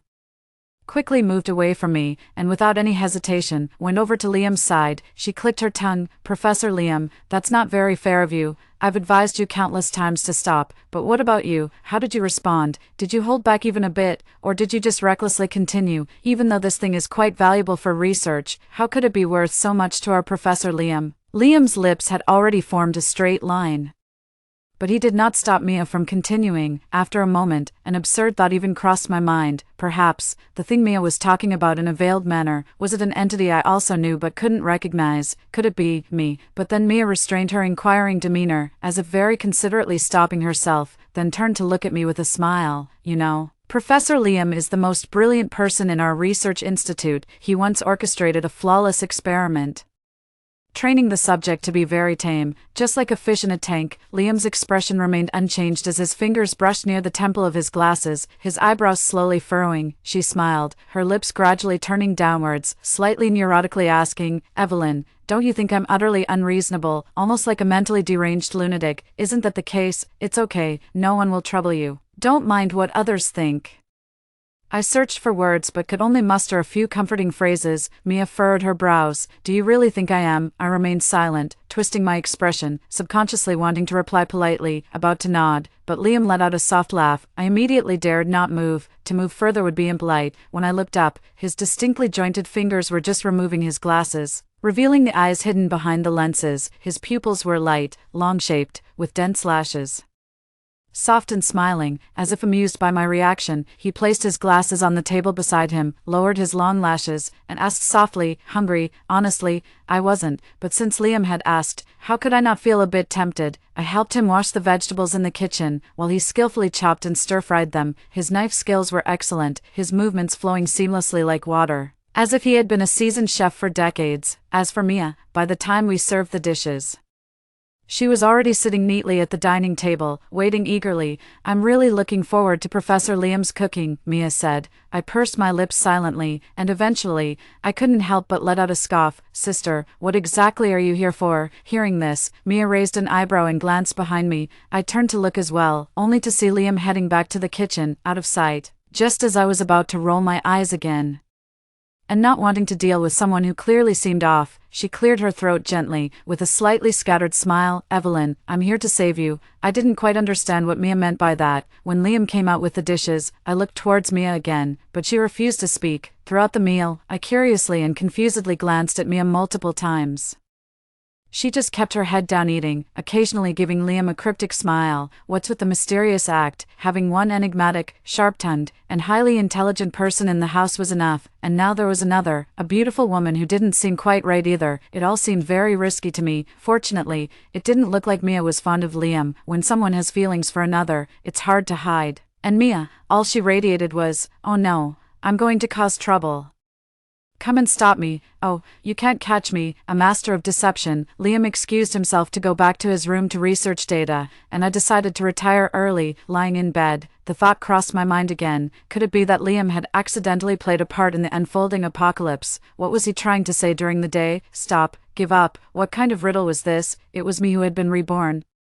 Yet meeting these two enigmatic figures made me feel like I was just hoarding supplies and eating, with no sense of foresight or involvement. It was utterly baffling. It was now 8 in the morning, and most people, having enjoyed the National Day holiday, were on their way back to work. The real outbreak of the apocalypse, the unstoppable rise of the zombies, happened at 6:30 p.m., the peak hour when office workers were heading home. Lately, I've been worried, constantly wondering when Liam would be safe to return, inadvertently messing up my own sleep schedule. Today, I woke up early for a change. As I was about to open the door, I faintly heard voices outside. I could make out Liam's voice. "Mia, you need to understand your place." Mia laughed unrestrainedly and melodiously. "What's wrong, Professor Liam? Are you scared?" Her laughter stopped, and her tone became exaggerated and incredulous. "Professor Liam, have you really fallen for this? What's so good about Evelyn? We can find you countless perfect replacements. If you've gone soft, then it's not just a sunk cost for us. This would be." After a pause, Mia forced out a laugh, like a sunken ship. "Right." Liam was silent for a while, his voice calm, almost detached. "Mia, I have my considerations, and you don't have the right to dispute my decisions. You just need to understand your place and stop causing trouble." Mia's voice sharpened. "Professor Liam, "We're all in the same boat here," Liam responded to her with an air of nonchalance. "Either keep it down or shut up." He didn't voice the second part of his sentence, careful not to disturb Evelyn, who was asleep. Mia seemed to detect the tenderness in his demeanor and remained silent for a long while. My heart raced as I pressed my cheek against the cold wooden door, my hands shaking again and again, my mind a mess. After a long wait, Mia spoke again, holding my breath. I struggled to process her words, finally making out Mia's formal conclusion. Mia's tone was official and serious. "Professor Liam, this is the last simulation. I wish you a swift extraction and a perfect end to the experiment." She paused, her voice trembling but insistent. "Throughout these many simulations, although I had the right to enter, I seldom chose to join. Even though this place is very beautiful and has never seen war, I hardly ever came because I am well aware that I am flesh and blood, capable of both joy and sorrow, and susceptible to emotional fluctuations. I get immersed, I get scared, I hesitate. We have endured the bleak future for so long that we are afraid to face the light and hope, fearing that one misstep could lead us into a deep abyss. Professor Liam, you have been involved in so many simulations, and although it goes unsaid, everyone is privately worried about you. With some extremists speculating about your resolve, we know that no one other than you could bear this responsibility, let alone endure until this final moment. But I sincerely hope, Professor Liam, that you prioritize the greater good. On behalf of everyone from Heshi, I thank you." Liam remained silent for a long time before nodding and uttering a quiet confused and tangled. I couldn't figure out what kind of secretive research Mia and Liam were discussing at breakfast. My gaze shifted back and forth between Liam and Mia. Liam looked calm, betraying no flaws as he sipped the porridge with his eyes lowered, his slender fingers occasionally stroking the rim of the ceramic bowl. Having sparred with Liam for so long, I knew him well. This was a small gesture he made when he was upset. On the other hand, Mia looked back at me with a smile. "Can't bear to part with me, get lost." Mia laughed tenderly, annoyance revealing a bit of sweet triumph. "Do you like this style of mine, number sister? Don't disgust me." Mia continued to tease me. "Then which style do you like?" As she said this, she subtly glanced at Liam.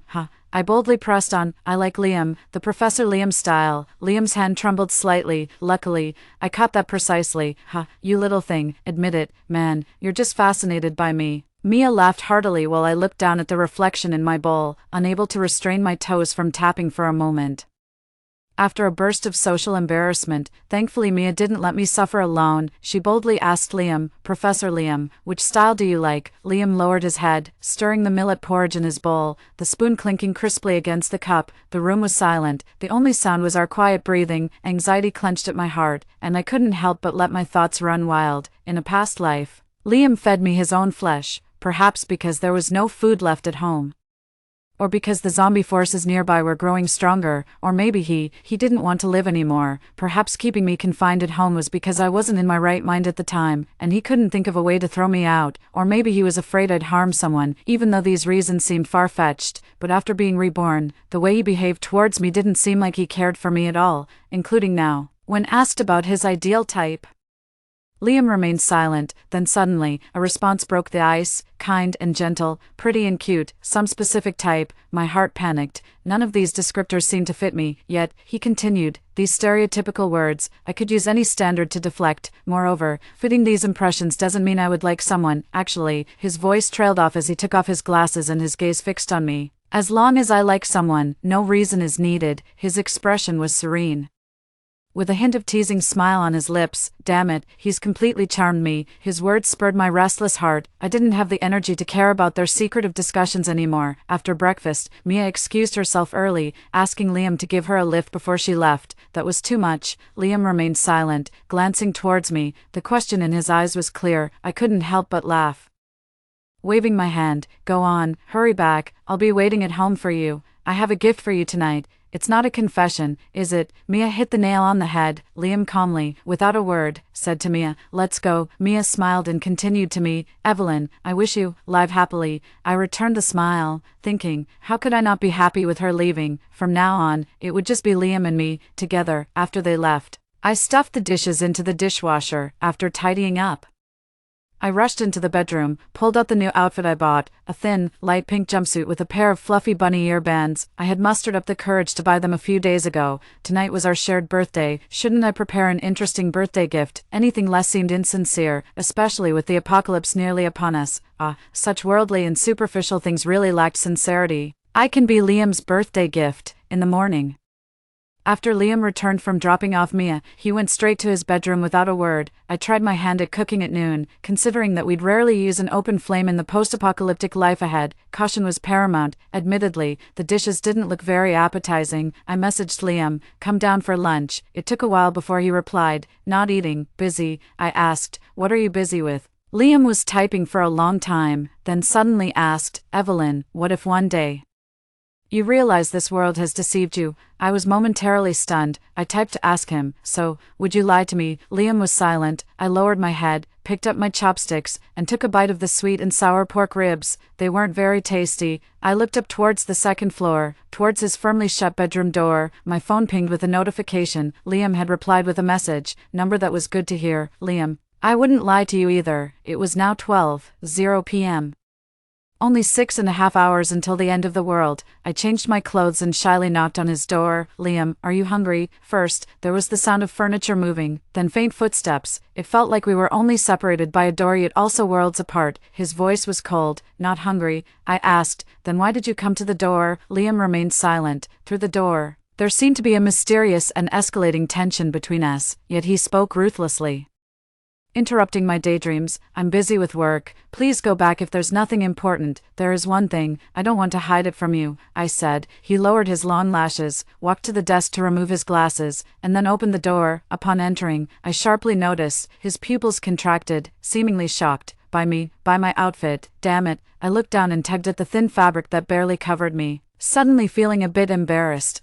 Before I could finish, Liam turned and walked towards the bed. My heart raced, my hands trembled. Was that all it took? Oh, men. But then Liam suddenly turned around. I ran into his solid chest as he was rubbing his forehead. Suddenly, I was wrapped in a soft duvet. I curled up like a dumpling, tossed onto the bed by him, lying despondently next to it. Turning my face to look at him, Liam was acting every bit the gentleman, sitting by the bed and looking at me with a quizzical eyebrow raised. What's wrong?"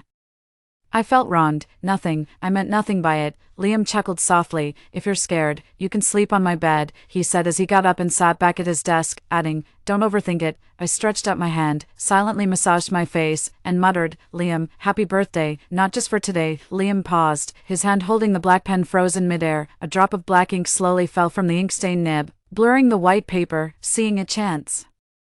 I covered half my face with my hand and quietly asked, "Liam," he responded, my voice trembling. I got up, pushed away the blanket, and walked towards him. "Liam, I am your birthday present. Do you like it?" Liam's Adam's apple bobbed slightly, his long lashes lowered. He said quietly, "Get out." His words hit me hard. It was all or nothing. I stepped forward, wrapping my arms around his hand that was holding the pen. His wrist was pale and beautiful, the blue veins pulsating with a potent force. "Liam, don't say one thing and mean another." I twisted my waist, avoiding the desk, and sat on his lap. With my other hand, I gently touched his lips, looking into his eyes, earnestly pouring out my feelings. "Liam, I like you, my lies, my secrets. I can tell you everything, but don't worry, those past experiences have shaped me into someone who loves you deeply." Liam's breathing grew heavier.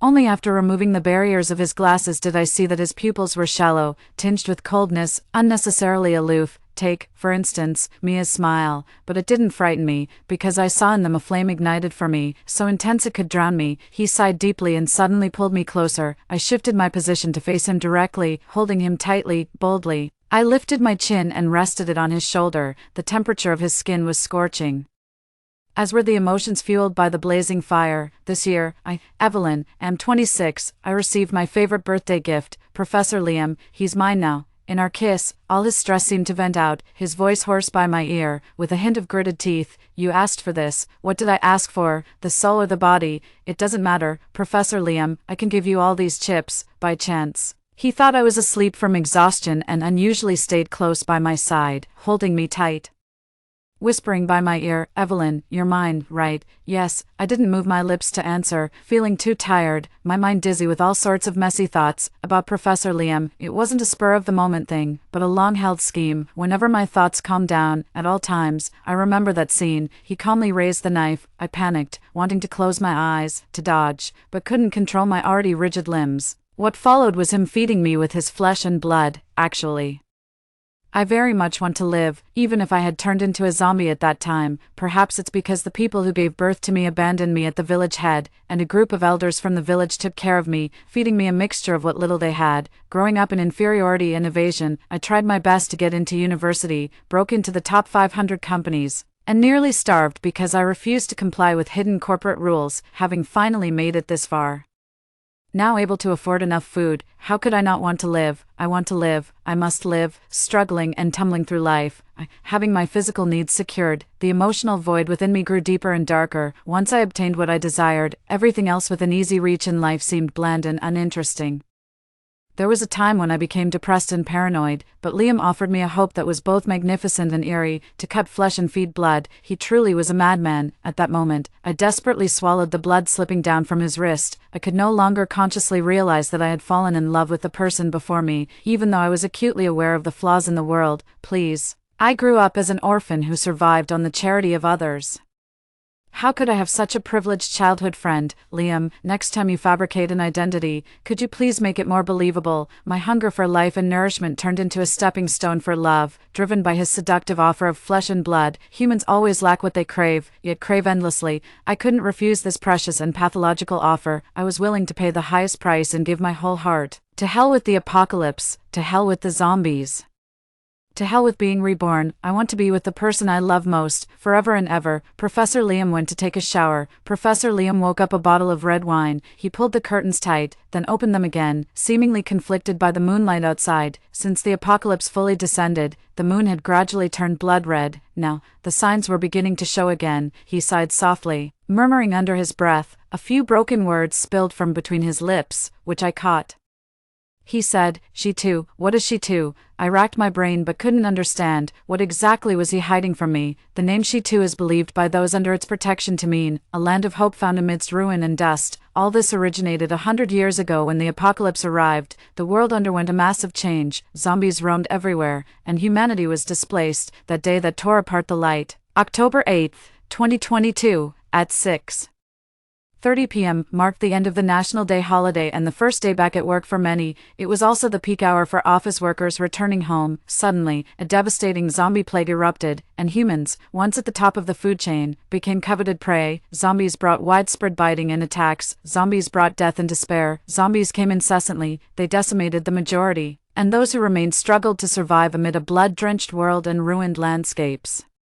Over time, the survivors naturally gathered together, thus creating She too, and their unified goal was to eliminate all zombies and reclaim the human homeland. Over the past century, countless people sacrificed their lives in this cause, and within 2 years, zombies were nearly unseen, just as they were joyously sweating and gritting their teeth to build a new world, in a small city long devoid of human life. They encountered a zombie king protected by thousands of zombies. This zombie king, once human, had long lost his reason and was probably just more well-fed than the other lackeys. What did he eat? They were bodies that had once experienced a full spectrum of emotions, mostly young, just out of middle or high school or recently weaned from their mother's milk. They cried uncontrollably, their youthful, collagen-filled faces filled with terror and innocence. The older generation, having endured the historical hardships of consuming tree bark and wet soil, with hands calloused from toil, would protect their children before allowing themselves the luxury of tears. Some watched helplessly as their own offspring abandoned them, closing their eyes in deep sorrow.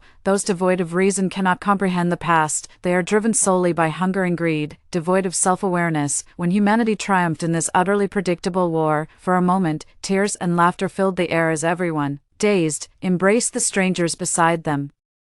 They had survived. Being alive suddenly became something worth celebrating, a concept unimaginable to those from a century ago. According to historical records, 100 years post-apocalypse, all zombies were eradicated except for the Zombie King, who could not be defeated by any military strategy. Essentially, the Zombie King was nearly indestructible. However, on another level, this presented an unparalleled research opportunity. Thus, they removed the brain of the Zombie King and handed it over to Sue, the most brilliant and determined young male professor. The lab records indicate Zombie King, record number 1, gender, female, identity, unknown, age at zombification, approximately 26. Professor Liam was entrusted with the research, conducting simulated reality experiments. The research objectives are as follows. 1. Cultivate rational humanity in subject number 1. P.S. If persuasion fails, Proceed with humane destruction at all costs. 2. In the simulation experiments, fully explore the potential of subject number 1 and the mysteries of human genetics. P.S. If persuasion fails, proceed with humane destruction at all costs. 3.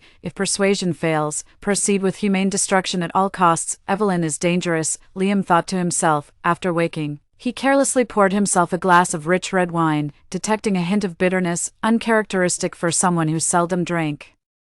Especially during the apocalypse when such luxuries were scarce, the night was still and hauntingly beautiful, reminiscent of the world of Sue. The quieter and darker it became, the more likely danger was to erupt. Liam, always reserved and cautious, was well aware of his mission and deeply understood, what is fake will never become real. Evelyn is dangerous, looking up at the silver moon painted in dark blue ink. A phrase suddenly flashed through his mind. He didn't want to face her, to flee from her, yet he couldn't bear to leave the simulation world after just 6 days. She had sent him numerous messages, and in one of those messages, she said, "Evelyn, the moon is beautiful tonight." Liam replied, "Evelyn, I like you." Blushing cat emoji, JPG. Liam, with a faint smile, thought to himself, the moon is indeed beautiful tonight, but she remains dangerous. Subject number 1 is an anomaly and should not exist, yet, before entering the simulated world experiment, he had never anticipated his own day of uncertainty. Mia, too, probably had similar concerns, confronting him early the next morning, attempting to appeal to his emotions or gauge his stance. Mia's side was resolute. Even if there was a chance for subject number 1's condition to improve, the research institute could not afford another 100 simulated reality games. The research value might be significant, but the news of subject number 1's survival had already caused public panic. Mia wanted subject number 1 dead. No, everyone wanted Evelyn dead. Liam clenched the stem of his glass, yet dared not grip it too tightly, afraid that the sound of glass breaking would wake Evelyn. He turned his head and looked down at Evelyn, who was deep in sleep on the bed, his unobstructed light eyes carrying a hint of coldness. After a long moment, he smiled vaguely, as if to say, "What's there to test?" He was always alert, always keen, always just so. Evelyn was dangerous. Number 1 was an anomaly, not meant to survive. We had been surviving on these supplies for a very long time, until later, when the zombies swarmed like fish scenting blood, gradually encircling our home. Liam clenched my hand. On the rooftop, we each gripped our crossbows tightly, shooting arrows at the zombies below. But it was merely a drop in the bucket. The massive zombies, reeking of decay, broke through to the rooftop, rushing towards us. The rescue helicopter hovered overhead, circling without lowering a ladder. Liam remained silent, merely turning his face towards me with a slight smile. He wasn't wearing glasses, and I had only realized during our time together that he didn't need them. Those glasses seemed to serve a different purpose. He smiled faintly, turned, and held me in his arms. His back facing the dark swarm of zombies, he was ready to die with me. I fell silent, then smiled. "Professor Liam, you saved me in a past life. This time, let me do it." His pupils contracted, almost a look of terror on his face. "You remember, at that moment, I couldn't cry, just smiled lightly. Of course, Professor Liam, if I don't die, the helicopter won't stop, right? And, is this your last simulation test? Then, have you still not achieved your objective with me? I've battled you through so many lifetimes, how could I not have noticed anything?" Tears welled up in the corners of Liam's eyes, his voice in the howling wind almost a sob. "Evelyn, I would never lie to you." I nodded with a smile. Then, I stepped back from his embrace, took a step backward, and my body was completely in the air. I fell off the rooftop. Below were the irrational, wildly cheering zombies Mia had mentioned, the fish in the tank, the simulation tests, the research value.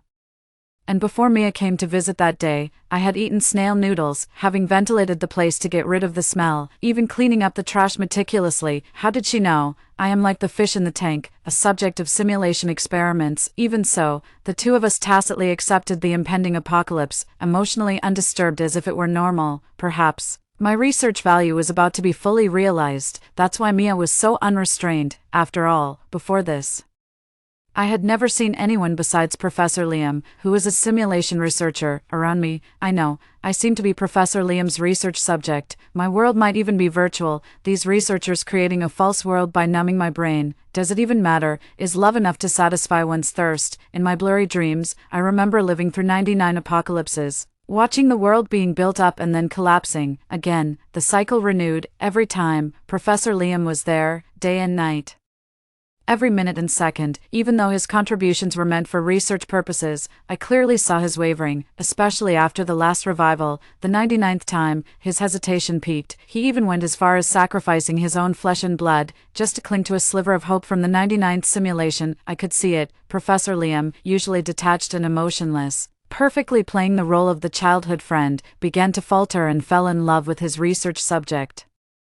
There was no need for 100 times, even before the 99th. We knew each other better than anyone else. We were both hopelessly, irresistibly in love. After all, in the simulation, my timeline progressed slowly, moment by moment, and Liam, a focused, meticulous genius researcher, observed and accompanied me relentlessly to not miss any potential influential factors. Initially, I couldn't quite remember the memories from these simulations, only having vague impressions of strange, repetitive dreams.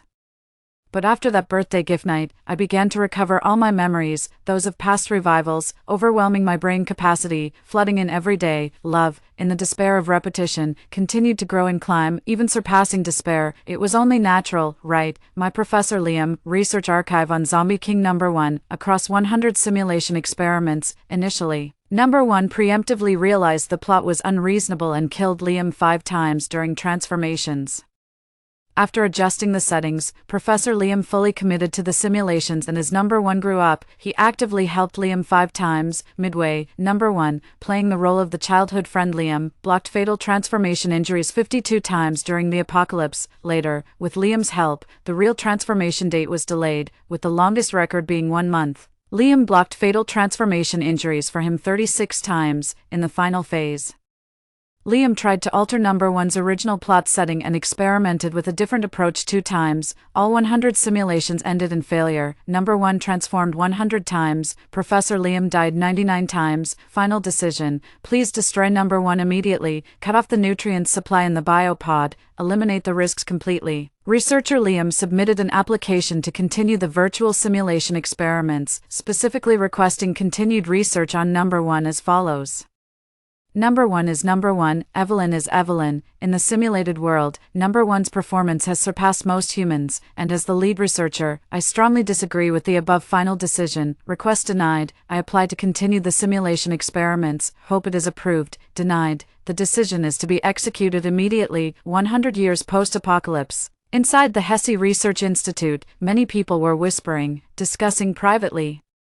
There have been several blackouts and signal losses in the simulation experiments. Did you find out why? A straightforward technician replied, it's probably due to number 1's unstable information link. Everyone glanced at the biopod at the center of the institute, containing a pale white brain from Zombie King number 1, stable as can be. Nonsense. Maybe. It's puzzling. Let's go, Tom. Come with me to dismantle and repair it. I don't want to go. We're simply out of our depth here. Fixing it would take at least 12 hours. If Professor Liam were here, he'd have it sorted in less than 3 hours. Miss Professor Liam so much. What's so special about subject number 1 anyway? With our rapid technological advancements and quick urban reconstruction, the research value of the Zombie King number 1 isn't that crucial anymore, is it? A chorus of complaints filled the air as everyone was virtually calling out for Professor Liam. Some were even resentfully questioning, why stop the experiments that Professor Liam had been working on for so long just when they were starting to show some results? Someone remained focused on the task at hand, asking, the link seems stable though, what's the real reason for the blackout? Mia, a person in the know, remained silent. The glasses serve more purposes than one might think. They actually connect the projection signals. Removing the glasses equals breaking the seal equals invisibility. We certainly can't have the esteemed Professor Liam live streaming some unsavory scenes involving invisible beings, can we? As someone privy to insider information, Mia felt a mix of emotions. Since the simulation experiment concluded, it had been a full fortnight since Professor Liam had last visited the Research Institute. He was constantly at odds with the higher-ups, stubbornly trying to revoke the final decision to destroy the project, yet every attempt was rejected. What is love, really? Fortunately, she hadn't participated in the simulation. A month after the simulation ended, Liam stepped through the doors of the Institute once again. Many greeted him respectfully, and several female researchers were particularly attentive. Liam walked past them, nodding indifferently. In his slender fingers, he clenched a stack of rejected applications, with an approved application on top. Approaching brain number 1, he reached out his pale hand and gently caressed it through the transparent membrane of the biocapsule. A researcher nearby asked, Professor Liam, Are you sure you want to proceed with the final destruction protocol? Mia, a veteran at the Institute, stood by lazily, her long wavy hair draped over her lab coat. She looked nothing like her gentle simulated world counterpart, strong and authoritative. She stirred the pot with a mischievous smile, urging, Professor Liam, go ahead, don't hesitate now. Are you sure? Liam, tall and elegant in his fitted white attire, with a prominent nose and no glasses obstructing his expression, looked almost nostalgically at the biocapsule. Suddenly, he heard Evelyn's laughter echoing in his ears. He envisioned her in the biocapsule, sitting at the dinner table, joyously stuffing food into her mouth. He hadn't known how to cook before. However, in 99 simulations, Evelyn was always a disaster in the kitchen, prone to accidents. Liam had learned to cook over those simulations, totaling at least 30 years. Thankfully, Evelyn loved it. After finishing her meal, Evelyn burped unapologetically. She then hurriedly looked up, resting her chin on her hands, shy yet bold, and asked, Liam, do you like me? You wouldn't lie to me, right? Liam's original answer was, number. In the real world, his colleagues, persistent as ever, asked him again, Professor Liam, are you sure you want to proceed with the final destruction protocol? Liam, lips pressed together, wanted to smile like her but found himself unexpectedly teary-eyed. He stared intently at the biocapsule, surrounded by well-connected tubes, and whispered, confirmed, beep. Initiating destruction protocol for subject number 1. Please exit the facility immediately. Liam turned and walked away, the papers in his clenched hand rustling as he strode forward with long steps. Everything flew apart. Executed. Number 1 has been successfully destroyed. Please rebuild the Hesse Research Institute as soon as possible. Later. The most brilliant and handsome Professor Liam disappeared from everyone's sight. Rumors had it that he single-handedly developed a breakthrough, linking the brain to a biopod to create a simulated world comparable to the real one, and even capable of altering the flow of time and modifying the memory settings of the connected individuals. It was nothing short of miraculous. However, during a simulation experiment with Zombie King Number 1, Liam himself suffered severe psychological trauma from too many deaths, leading him to retreat from public view. There were many rumors. Was his talent exhausted, revealing flaws? Was his true nature exposed, leading to his dismissal? Was he heartbroken, infatuated with a fictional character? When the staff at the Hesse Research Institute heard these, they could only laugh. A genius like Professor Liam, who had reached such a pinnacle, how could he possibly regress to the point of retreating? It was simply stunning. Those who had the fortune to be colleagues with Professor Liam were also completely unaware. Only Mia, who seemed not so serious or normal, knew all the inside stories. Professor Liam indeed had secrets to keep, but it was with his number 1, no, with Evelyn. Professor Liam and his Evelyn were together. They had forsaken the real world for a presence more significant to each other. Extra, trust me a bit more. Professor Liam would never lie to me. I believe, and have always believed. So, when I opened my eyes again and saw the familiar ceiling, my heart wasn't as thrilled. The 101st rebirth. Too much excitement tends to wear one down. This place is the real world to me, but not to him, so I wasn't sure if I could meet him again in this virtual world. Would he come for me? Until the day the junior manager from the company called and asked, Evelyn, why didn't you come to work today? Me, clenching my fist. JPG, choosing between a post-apocalyptic world and a salaried worker's life. I hesitated. Well, might as well just live my ordinary life. Living, being full, that's pretty good, until I saw the new investor at the company. And I was almost too stunned to react. Honestly, I miss Professor Liam so much. Memories of the times I spent with him distracted me delightfully. Paid to slack off. Much better than being a prisoner in a post-apocalyptic world. Evelyn, the new investor, called me. I looked up. The man in front of me wore a white shirt, his familiar glasses missing from his straight nose, his lips curved in a subtle smile. The warmth in his eyes, compared to the person in my memories, carried nostalgia and ease, as if he had shed his aura and pressure. All right, Professor Liam, transformed into a handsome and wealthy investor. Thus, we naturally fell in love, got married, and moved in together. On our wedding night, I nervously asked him, are you just going to abandon the real world? Liam paused as he was nibbling on my collarbone, then lay beside me and explained thoroughly, with you, it is reality, I don't care. Unable to bear the torment of my conscience, I blurted out, don't you like neuroscience anymore? Liam was silent for a while, then propped himself up, his gaze sweeping over me in the dim light of the night. He smiled tenderly, affectionately calling me, Evelyn, you can trust me a bit more. You are my Evelyn. I'm still that Professor Liam, he said. Later on, I came to understand the whole story. Liam continued his research in neuroscience and his other academic interests in the virtual world, and later, These would be handed over to the Shitu Research Institute by Big Sister Mia. As for the real world, we lived in the same nutrient pod, the same tank. No, that's not right. In 100 years, we will have experienced birth, aging, sickness, and death in the virtual world, which will be the final resting place for us as a couple. Perhaps by then, we could say that we lived and died on the same year, month, and day. Damn it, I was completely won over by Professor Liam. There was nothing I could do. I always believed in Professor Liam. I believed that his love for me could withstand 101 trials. He later explained to me that he had thought at the time, Subject 1 is an anomaly and must not be allowed to survive. My Evelyn, you must live well.